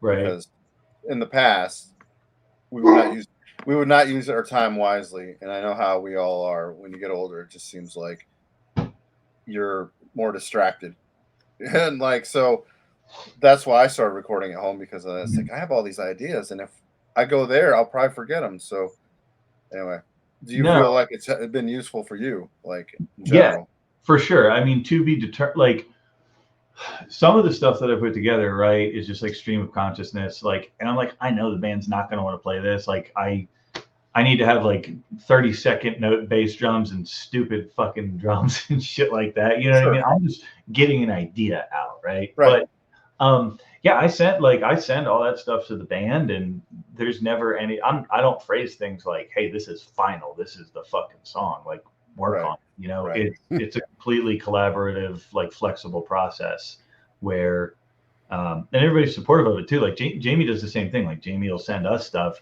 We're like, all right, that's cool. Don't like that part. This part's cool. Or like, let's try this way or whatever. I mean, it just helps because you're constantly hearing shit from each other, and it gets everybody thinking about like what their parts could be, what their input could be on the song. So I have yet to put something together that everybody's like, hell yeah, that's a song. That one's done. So I mean, you'll get there now that you recording yourself. I mean, like, I think so. No, like that is cool that like you guys can actually like, let's say like he submits a song to you and you don't like something. Does he get upset? No. Well, no. we have the opposite problem. Like I'll throw John under the bus. Like we have a song that like everybody's listened to, and like the bass player, I don't say names, and our vocalists don't like it. And I've told him several times to work on it some more, and like, and he's actually upset that like we don't like it. It's like, well, you gotta, I don't know, like it should be an upset. Like when I submit something and somebody says they don't like it, I'm like, fine. What is it about you don't like? And if you have a better idea, try. But I won't say, I won't do it like condescending, like, well, you should fix it. No, like I don't write stuff to like just to upset people. I'll say if it moves you, cool. If you don't feel it, fine. But like, what is it about it you don't like? Like, I don't like. I got a lot of I got a lot of other ideas. It's not gonna hurt my fucking feelings if one song that I worked hard on a Sunday like is thrown down. Like because it's personal and it's art, and there is some emotional attachment to what you're playing. I don't. Well, it depends. Yeah, it depends on the person. It's a like collaborative process, right? So like, I mean, you know, Jamie's brought us songs before, and we'll work on them for a month and a half, and then realize we got better. Something's going anywhere. I'll bring stuff to the table. We'll work on it for a month and be like, yeah, we're throwing that one in the dumpster. Like that's the rule of it. If it takes longer than a month, then it's not worth it. That's a lot of people can agree on that one. Like, yeah, or I mean, it doesn't mean it's gone, but like, you know, there's other outlets. Like I have shit that like, you know, I want to collaborate with a bunch of different musicians on, because like I'm gonna write something that's doesn't really fit our band, but like I think it's cool. So I'm eventually at some point gonna be like, hey, like play on this, you play on this, but Brandon, do vocals on this if you want, you know, if you feel it, like, and then just start streaming the world with it. I feel like it's not like Metallica where you're not allowed to have like another outlet, in my opinion, like because sometimes you can't stop somebody, a creative brain.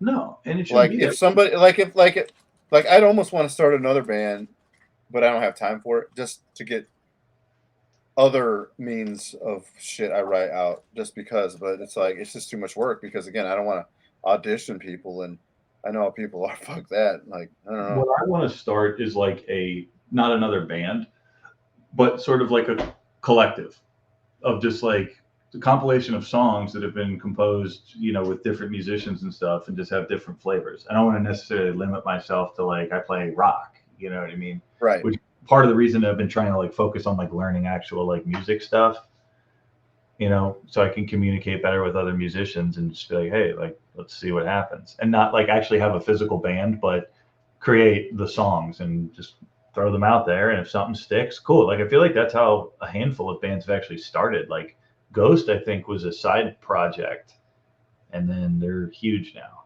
you know. That's because he actually worships the devil. That's the only reason they got huge. Have you seen that Devil Daddy song by the drummer of Five Finger Butt Punch? Oh, the I think I said that to Brandon the other day. It's like what the hell is it called? Let the Sin Begin. No, the actual band. It's like psychosexual. Psychosexual. But he had changed it. It's like Psycho Sinner. Dude, Yeah. that is And the it's like, I want to shut your mouth. And I'm like, what the fuck? Like, I don't, you know what the saddest part is? There's probably a niche for that, and people think that's great.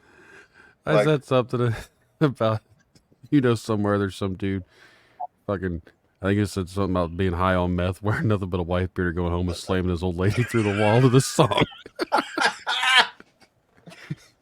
He's gonna get like, I don't know why. Like, I know that guy's talented, but I don't know why he went like and did that, like with the mask and everything. And I'm like, you're funny looking without the mask. You didn't need that. But wasn't he the one that also went and became a cop? Yeah, but I mean, there's So he went to become a cop, and then he well, left that's there a good. to come and be But the devil. It's funny because like obviously he didn't want to be on tour anymore, but like then he like squandered his money to start that band. I'm like, you could have done something else with that money, but I'm not in the position to tell X Five Finger Death Punch drummers what to do with their life. But Was it the drummer? It was a drummer. I thought it was the bassist. No, that dude has like a long fucking octopus beard, but no, like he became a cop and probably used that money to start that band. Or royalties. I don't know if the drummer gets a lot of anyway. So, yeah, side project bands that don't sound like that. Yeah. I'm gonna reach out to him to see if he wants to come on an episode and explain why he does what he does. We'll never hear back from him, but probably not. But he is from it. He lives in Indiana, I think.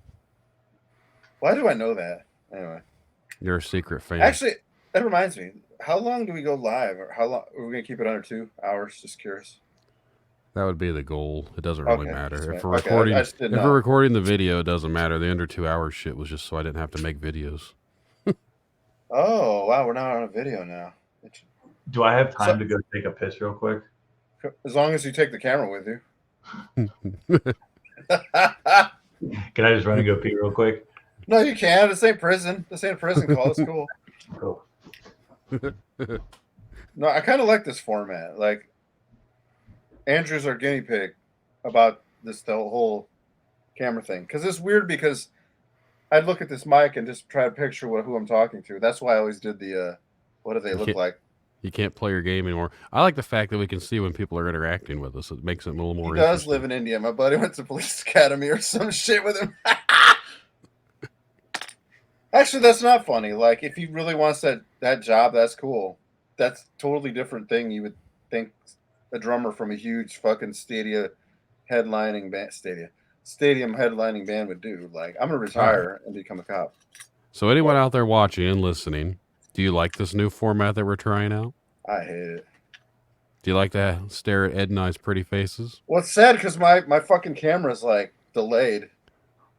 It's not delayed on my end. Oh. You just have slow internet on your end. I have fucking T-Mobile. It took you 20 minutes to download Google. Oh, yeah, that's true. Well, that's because my computer's like fucking 20 years old. I don't even know how it records music still.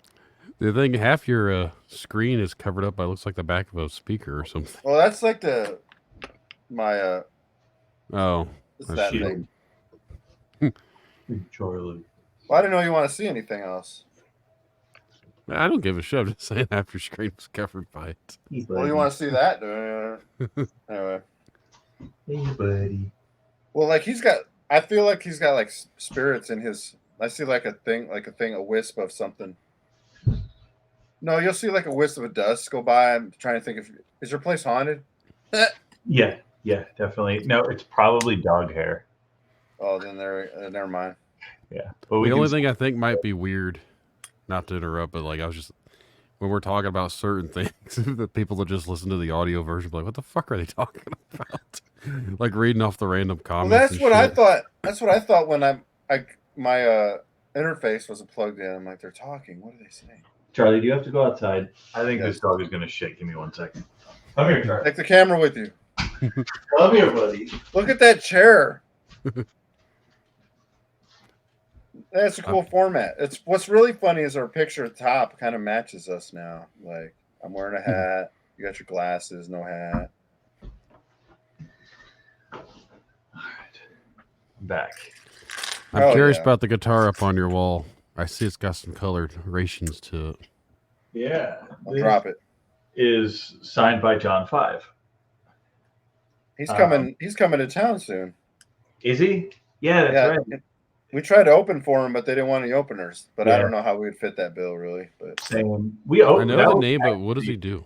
Like, who is my he? first show with Praise the Fallen, second show, we played for John 5. Who's John 5? Like, I know the name, but I don't know what he plays. guitarist Like, from Marilyn Manson. Rob Zombie. Plays for Motley Crue now. Motley Crue. Okay. He looks like a Zombie. mannequin. Yeah, mannequin. He was so fucking nice too when I met him. Oh, I heard he is. Like he's really just and that's like that's what super nerd. About it was Sponge. That's who it was. They had that one fucking song and then did nothing. But like the guys that are like really good are typically really nice fucking people. Yeah, they're all nerds.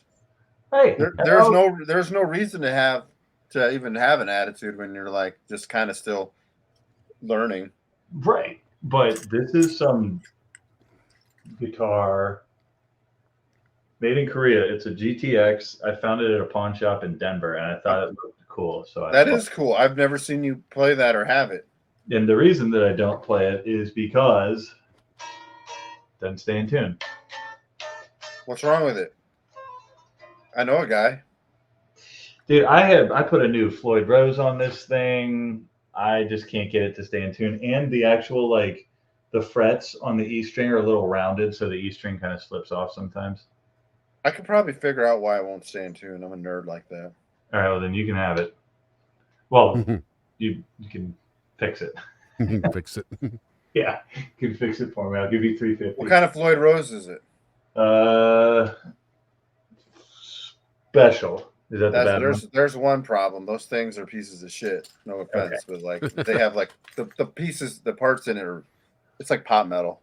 Yeah, I just wanted to get the one that was all like shiny and cool looking because I wanted to be sweet. That might be one of the things actually. It sounds good and it honestly like feels good to play. If you got a Floyd Rose original, it'll probably stay in tune forever. You think so? But that's up to you. That's what's on my shoulder, and I literally haven't tuned that guitar in like 8 months or changed the strings, which I need to. I bet you I could figure it out. Anyway, so yeah, nightmares of the scene, like guitars that won't stay in tune. But yeah. Yeah. Hell yeah.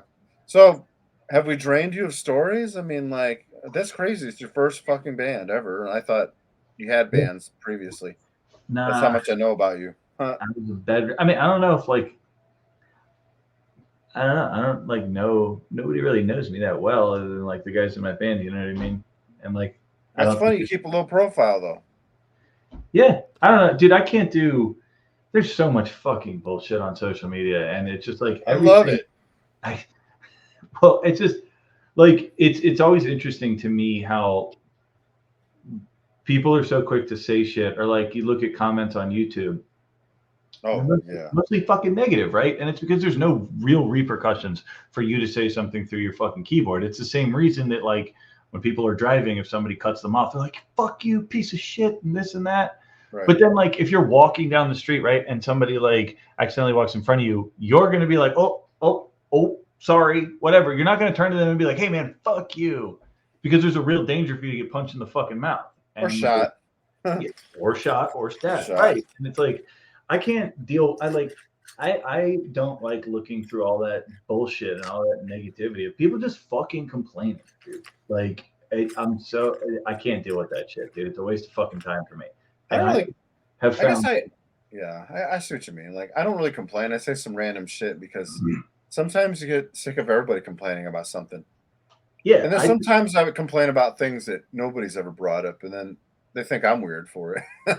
I mean, you are weird, but well, yeah, but somebody has to be. Yeah, that's true. But I don't know. I've found that like I don't have any of that bullshit, and I am at all times only concerned with like what's around me within like 50 feet in every direction. Like, and I don't have to fucking worry about or see anybody else's bullshit. And if somebody needs me, they can call me because they have my phone number. Yeah.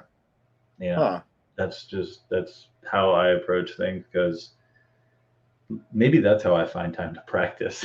Actually, That is true. I mean, you get on fucking socials, you got time to fucking dude, shit. when I used to have it, right, I would be like, what the hell just happened in 20 minutes? And I learned nothing. I got better at nothing. Like, just wasted 20 fucking minutes of my life looking at other people's bullshit. Like,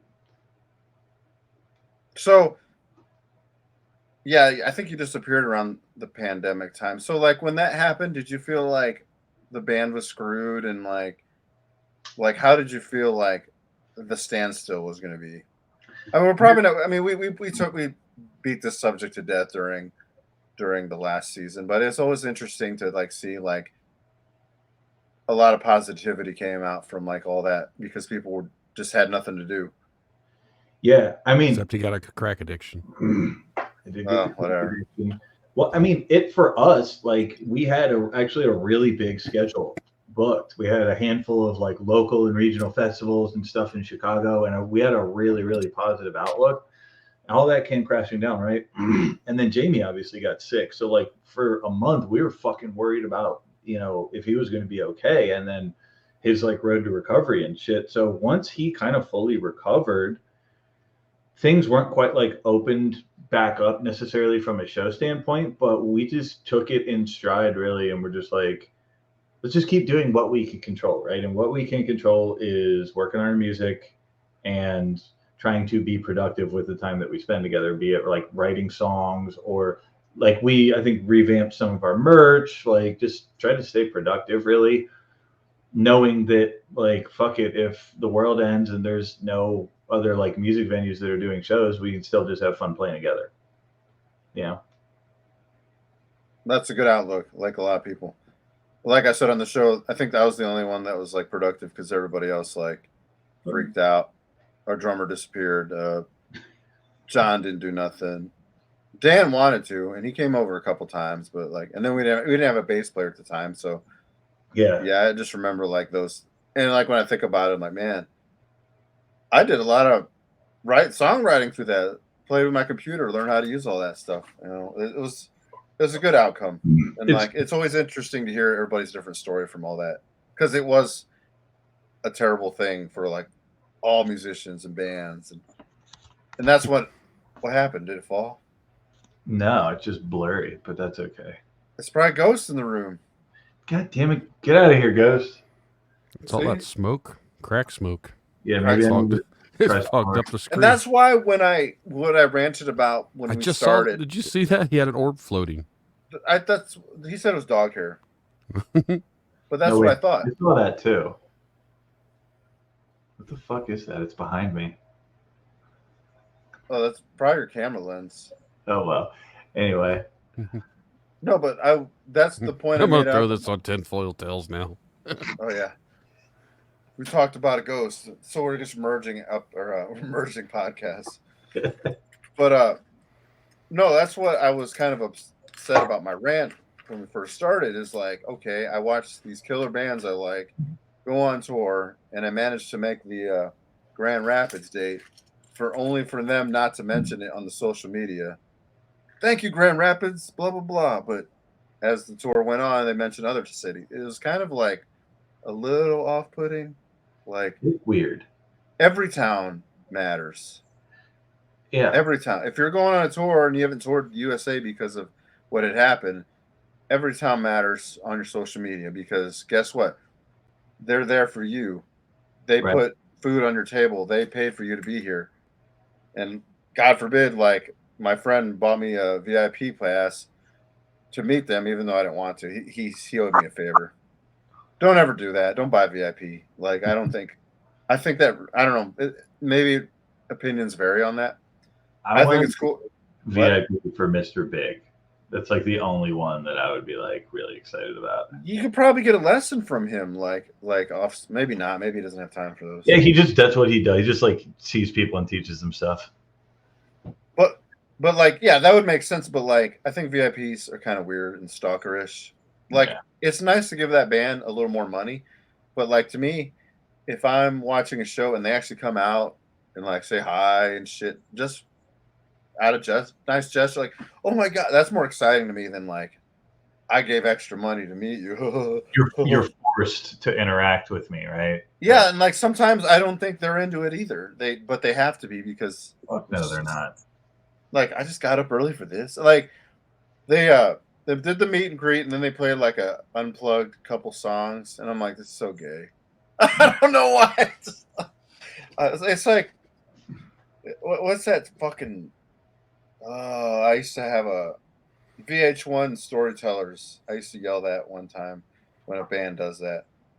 Remember Opeth? They were playing live, and he was like talking in between the show. I go, VH1 Storytellers, as loud as I could, and he heard me. Sorry, I'm just talking shit now. Season 2 kicked off. We're gonna get canceled now Because of me. Yes. Well, I've described myself as basically a. There's a word for me. Mentally Anyway. challenged. Oh, yeah. Unrelenting. Anyway. Yeah. You know, Andrew is blurry. So. Too much Yeah. crack. So I guess like. Oh. Now it's funny. gone. That's funny. Like we have that option to like just talk to a circle if the person doesn't have a camera. I didn't know how this was going to work, so that's weird. You look like a Les Claypool just now. I think it honestly. I think it's the light to your side that's causing it to blur. Because when you got closer, you cleared up.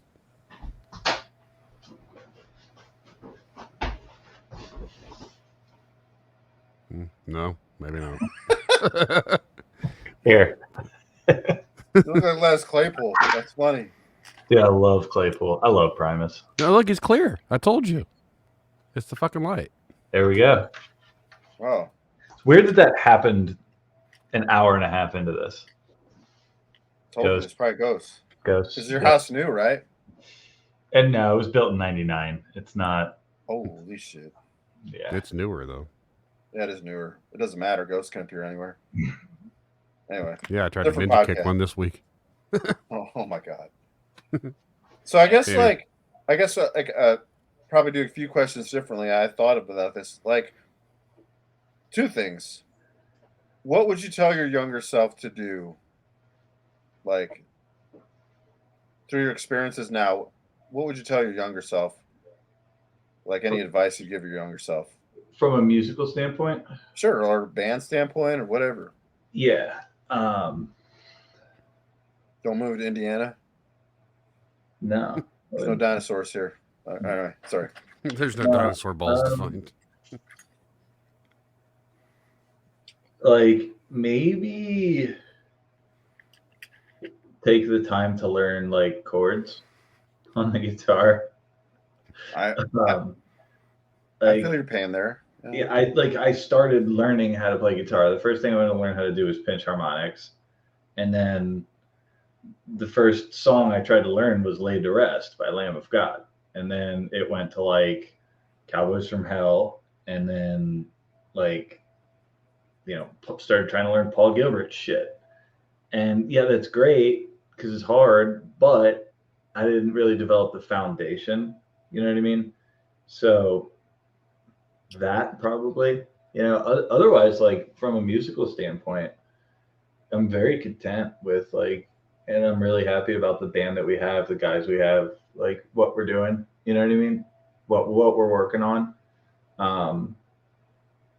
We book shows, and whether the show, we're super busy with shows or not, like I love the studio. The studio, like the creation process is probably my favorite part of the whole ordeal.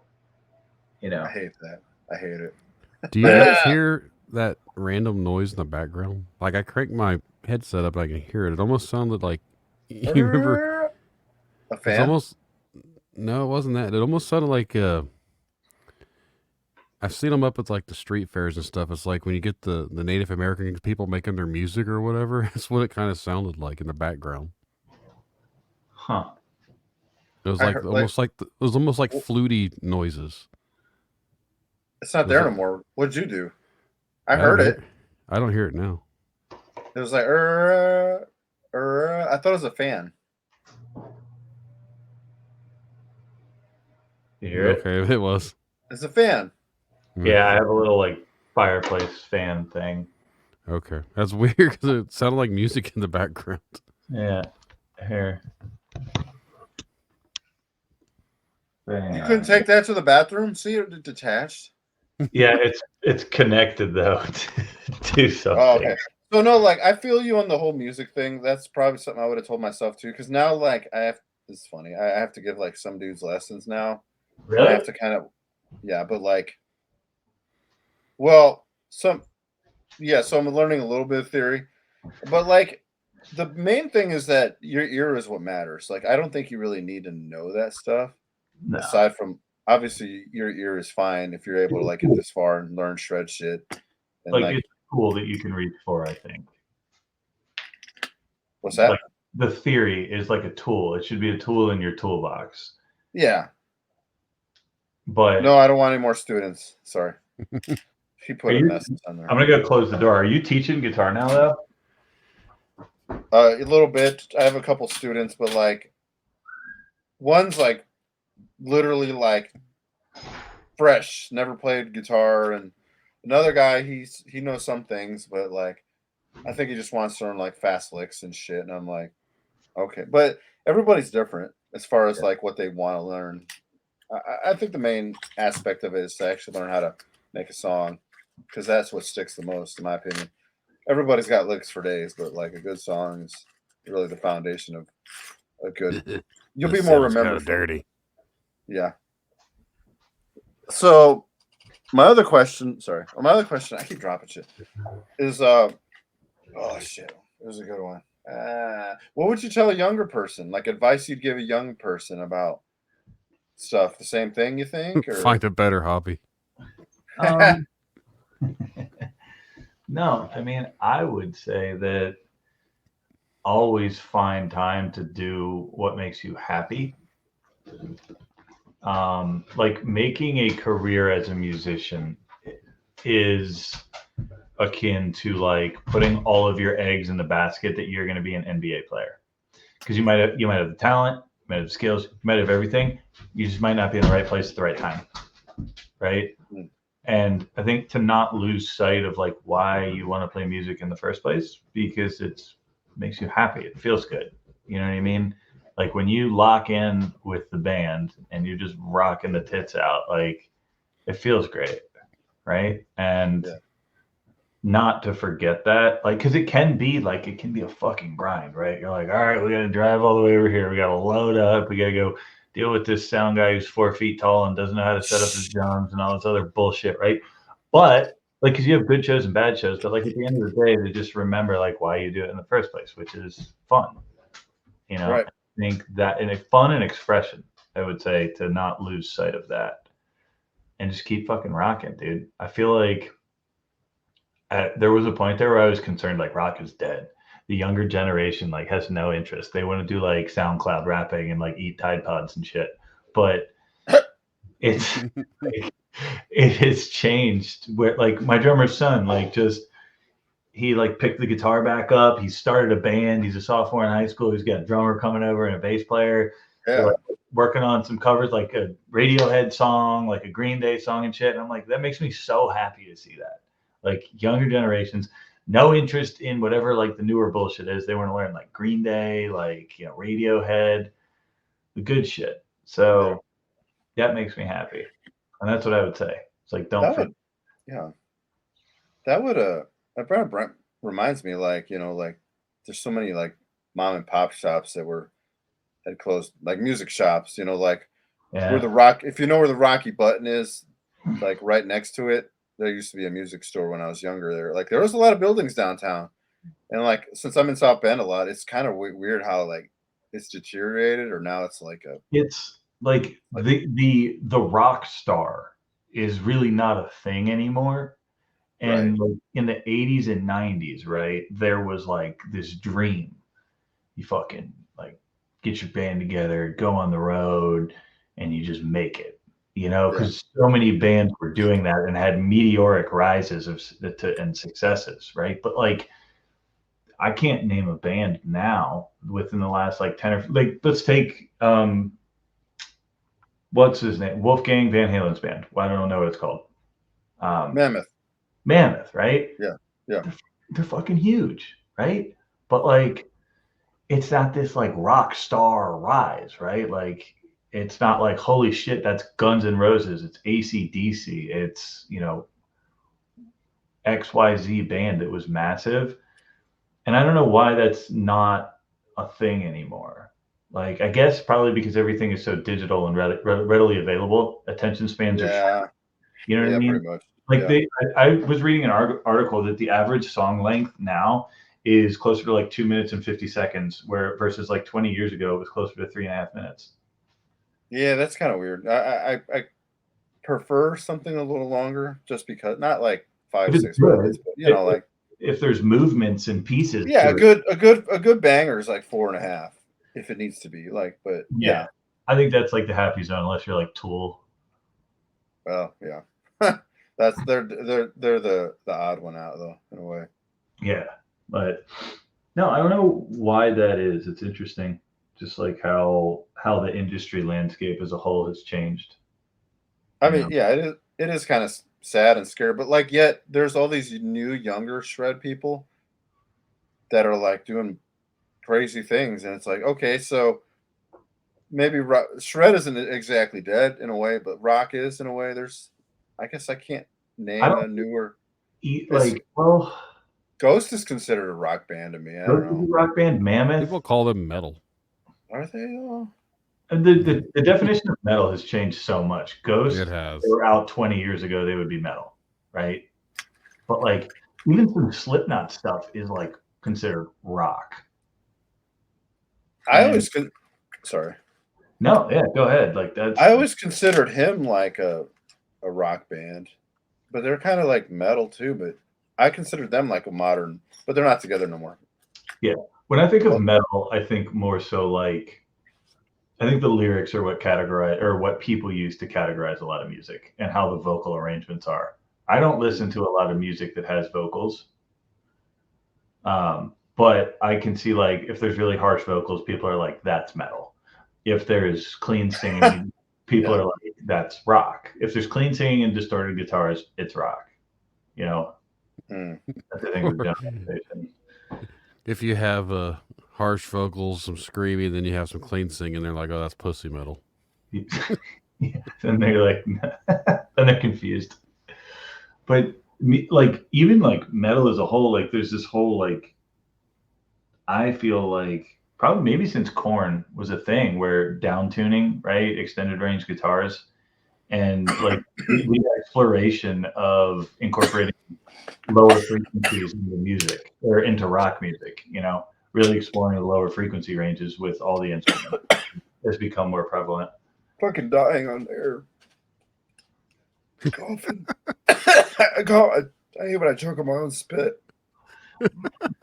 I was listening intently to this story, and then some shit just went down my fucking throat. How embarrassing. Anyway, Stop smoking crack. Ooh, no, like I remember the corn thing is like somehow low tune guitars was like cool and like, but it was also groovy. It's like, what the fuck? So Yeah. I mean, I wasn't a big fan of the new metal thing at all because I was like listening to Morbid Angel. It's like, that's not how you use 7-string, like that kind of thing. But now that I got older, I appreciate what they did. It made sense. Sure. I think the like improvement in like amp technology too has helped, because like previously, having a guitar tuned that low, running it through, an amp that can't handle it's going to sound like shit, right? So people are going to experiment with that sound and then toss it immediately because they can't get it to sound fit. Sure, and then like you have these pickups and amps. Especially pickups was a thing. Like they didn't really have a lot of shit to work with then, but now it's like more defined. That's how you get periphery, bands like that. And in a way, like, I mean, it's evolved. Yeah. Like metal's evolved from like I don't know where I'm getting with this. I had a thought. I lost it. Shit. It's weird though how metal is more accepted nowadays. So like Meshuggah is like huge now, and I wouldn't think a band like that would ever get that big, like ever. But like they're fucking selling out places. And what the hell was that? Oh, my computer just made a noise. But Yeah. it's a good time. It's definitely weird to me. It's like, man, people should have been listening to this shit a long time ago. Now it's cool for you. Fuck you guys. That's just my old school way of thinking. Like, I this think, was cool. like, I think a lot of that is because, like, previously, like early 2000s, right, in the 90s, you had to rely on like physical media, right? Or your shit had to be on like MTV or whatever if people know who the fuck you were. But now it's like there's so many ways to access different types of music that people, I think, always liked. They were just never exposed to. And so now a lot of these bands that have been around for a long time, they're having late success because people are discovering their shit and being like, wow, they're awesome. And like, no kidding, they've been awesome for a long time, you know? Yeah, like it's shocking how popular Opeth is. Like, I listened to them when they were like kind of harsh. Yeah. It's weird how fucking huge they are. It's weird because they have like 10 fucking 13-minute long songs. I always forget there's a band Opeth and then there's Otep. Don't ever say that again. No. One's got the H at the end. Oh, we had a guest talk about the singer too.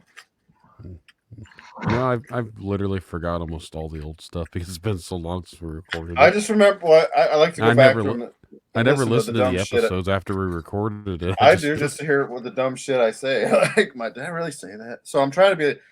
Now that we're on camera, it's a lot easier to like not say less dumb shit.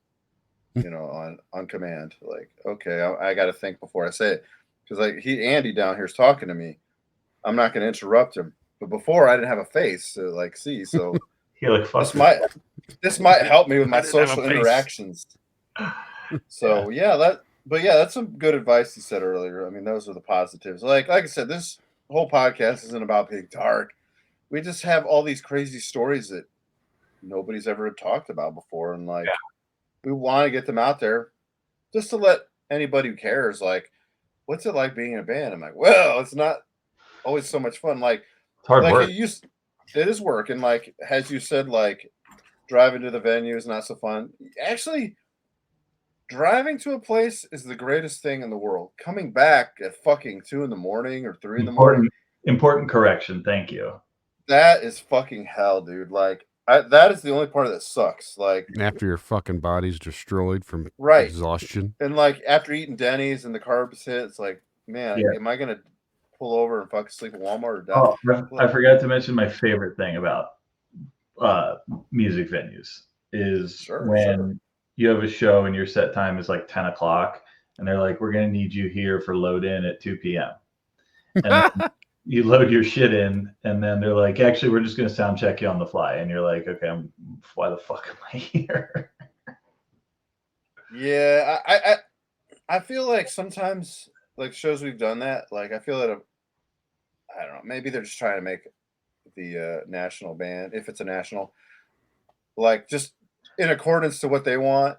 I don't think it's mainly about you, but it's also like respectful to the venue and the national act that you be here the same time you do. It's like, well, I don't get off work till a certain period of time, and it's like, I'm sorry, but I'll get there when I get there. No offense, but like that's how I am. Like I'm losing money. I'm losing money if I left early. I've been asked to be at a check-in at I think it was 2:30 or 3, and the show didn't start till like 8. I was like, why the fuck are we bringing everything in? We weren't even doing a sound check. Sound check was at 6. I don't feel like you get yelled at for that shit anymore. Like maybe if one member shows up, but I feel like that isn't heavily enforced as far as I know, because they're not going to be like, well, you didn't show up on time, you can't play, because then that just dicks somebody out of some. You know what I mean? Like, yeah. I mean, I think it's there just to show you do you need to be real responsible, but I don't know if anybody's gonna. I don't know, dude. I get there when I get there, and like, if they're gonna keep our shit on stage and check us, I'll be there, right? But like, if you want me there 8 hours before we play, so I can look at my equipment on the side of the stage, right? What the fuck am I doing? Yeah, I would think No, that's a good point. Like, I would think venues would be a little more considerate about having to. And then, The dude, logo. you're like, if you're not going to be on stage, your equipment's in the fucking way of the headliner. Like, Pretty it's much. in the venue somewhere in everybody's fucking way. Now, some places have been pretty fair on time, and I understand they do the backwards sound check, where the back line, where headliner, then your shit, and the next man's shit, and then they just kind of tear it off. It's less clutter. I understand that for sure, but I don't think those venues ask for you to be at like fucking 1 p.m. As far as I know, I don't know. That's maybe we should ask a venue owner one day about this. Why? That'd be an interesting topic. Like, hey, why do you guys do this? Yeah, I don't know. But yeah, well, we're getting close to 2 hours. Probably getting all tired. But is that an A&W? This is a LaCroix. Oh, the crotch. Dude, I drink these like they're so good. I love them. Isn't that like a hipster flavored water?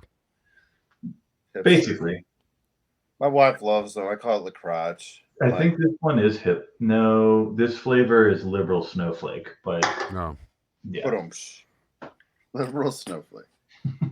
Well, hell yeah. Like, well, I guess like we'll wrap this son of a bitch up because yeah, we've had many things to speak about. You don't have to leave the chat. You can stay here with us, but we're going to wrap this episode up. So, yeah, thank you guys. Everyone out there that's stuck around, much appreciated. Stuck around for 2 hours and looking at all three of our ugly faces. Watching Ed smoke crack. YouTube is never going to let this video get posted because they're literally. It's not even crack. It's a fucking guitar lube. It just looks like a. It looks like a fucking heroin needle. Oh, that is funny. It's to get in the cracks. I bet it is to get in the crack. So no, YouTube.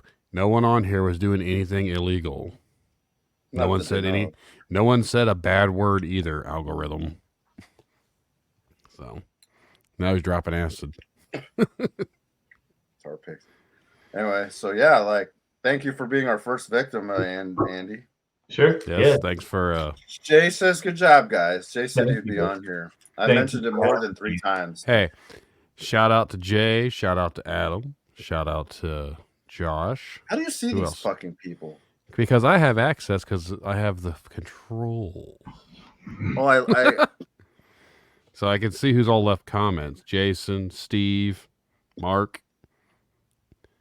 Oh wow. Matt, Daryl. That's everyone that's I've seen been on here. Oh, so. I've opened this window. Oh, okay. I got to learn this fucking format. Thanks a lot, asshole. Hey, I changed it in 2 hours. I want to test it out. Oops, Corey said uncle. Yeah, he said that earlier. It got posted on there. I didn't see these and things like, oh, this is interesting. Well, I'm new to this too. We're all guinea pigs about this. I can see the comments too. Yeah, the comments pop up on this. That's why I said it's interactive. It'll pop up on the screen. I don't know how to use this thing. I didn't either. I've never fucking used it before. Oh. Josh. Yeah. Anyway. Thank you guys for having me. No problem. Nice talking to you fellas. New music coming out. Be on the internet. Oh yeah, like promote your band. Sorry, that's shameless plugs. Time. Do we still do the Do we still do the same thing? So you're supposed to send them a song, right? I don't know how this is going to work because if we're doing it live stream, I can't play the music at the end unless they send it to me and I can add it to the audio version. Oh yeah, that's what I meant. Yeah, so if you want to email me a copy of your song, we will play it at the end of every episode. That's what we do here at Dark Side of the Scene. We try to help promote the guest's material. Yeah, I'll send you guys something. As far as the band goes, got 10-song album coming out here in a couple months, which is exciting. And we have a show booked in March in Saginaw, Michigan at the Vault. Haven't played there. Super excited too. So yeah, we'll see you guys out there. Yeah, it is. But this venue looks awesome. You should Google it. It looks really cool. It is past my bedtime. It is. Well, you got to work in the morning tomorrow anyway, Josh. Funny, silly goose. Yeah, silly goose. Thank you guys. I'll catch you guys later. Thanks for having me. Hell yeah, dude. Thanks for everyone out there that stuck around, watched us, listened. Appreciate you guys. We'll be back next Wednesday, 9 p.m. Eastern Standard Time. He disappeared. I said not to disappear. Oh, well. Oh well. Wrap things up here, I guess. Oh, look, we had a... He just said piss. I don't think he meant to leave. Oh well. Well, again, everyone, thanks for checking it out. We'll be back next Wednesday. For showing up, the 5 people. Oh, I think we had up to 10 at one point. Hell yeah. So that's like 5 times the amount of listeners we get. Oh my God. Tell your friends. But next week we'll be not just on Facebook, we'll also be on YouTube. And if I can figure it out, we'll also be streaming on Instagram. So anywhere you want to listen to us, we'll be there. You can't escape Dark Side of the Scene.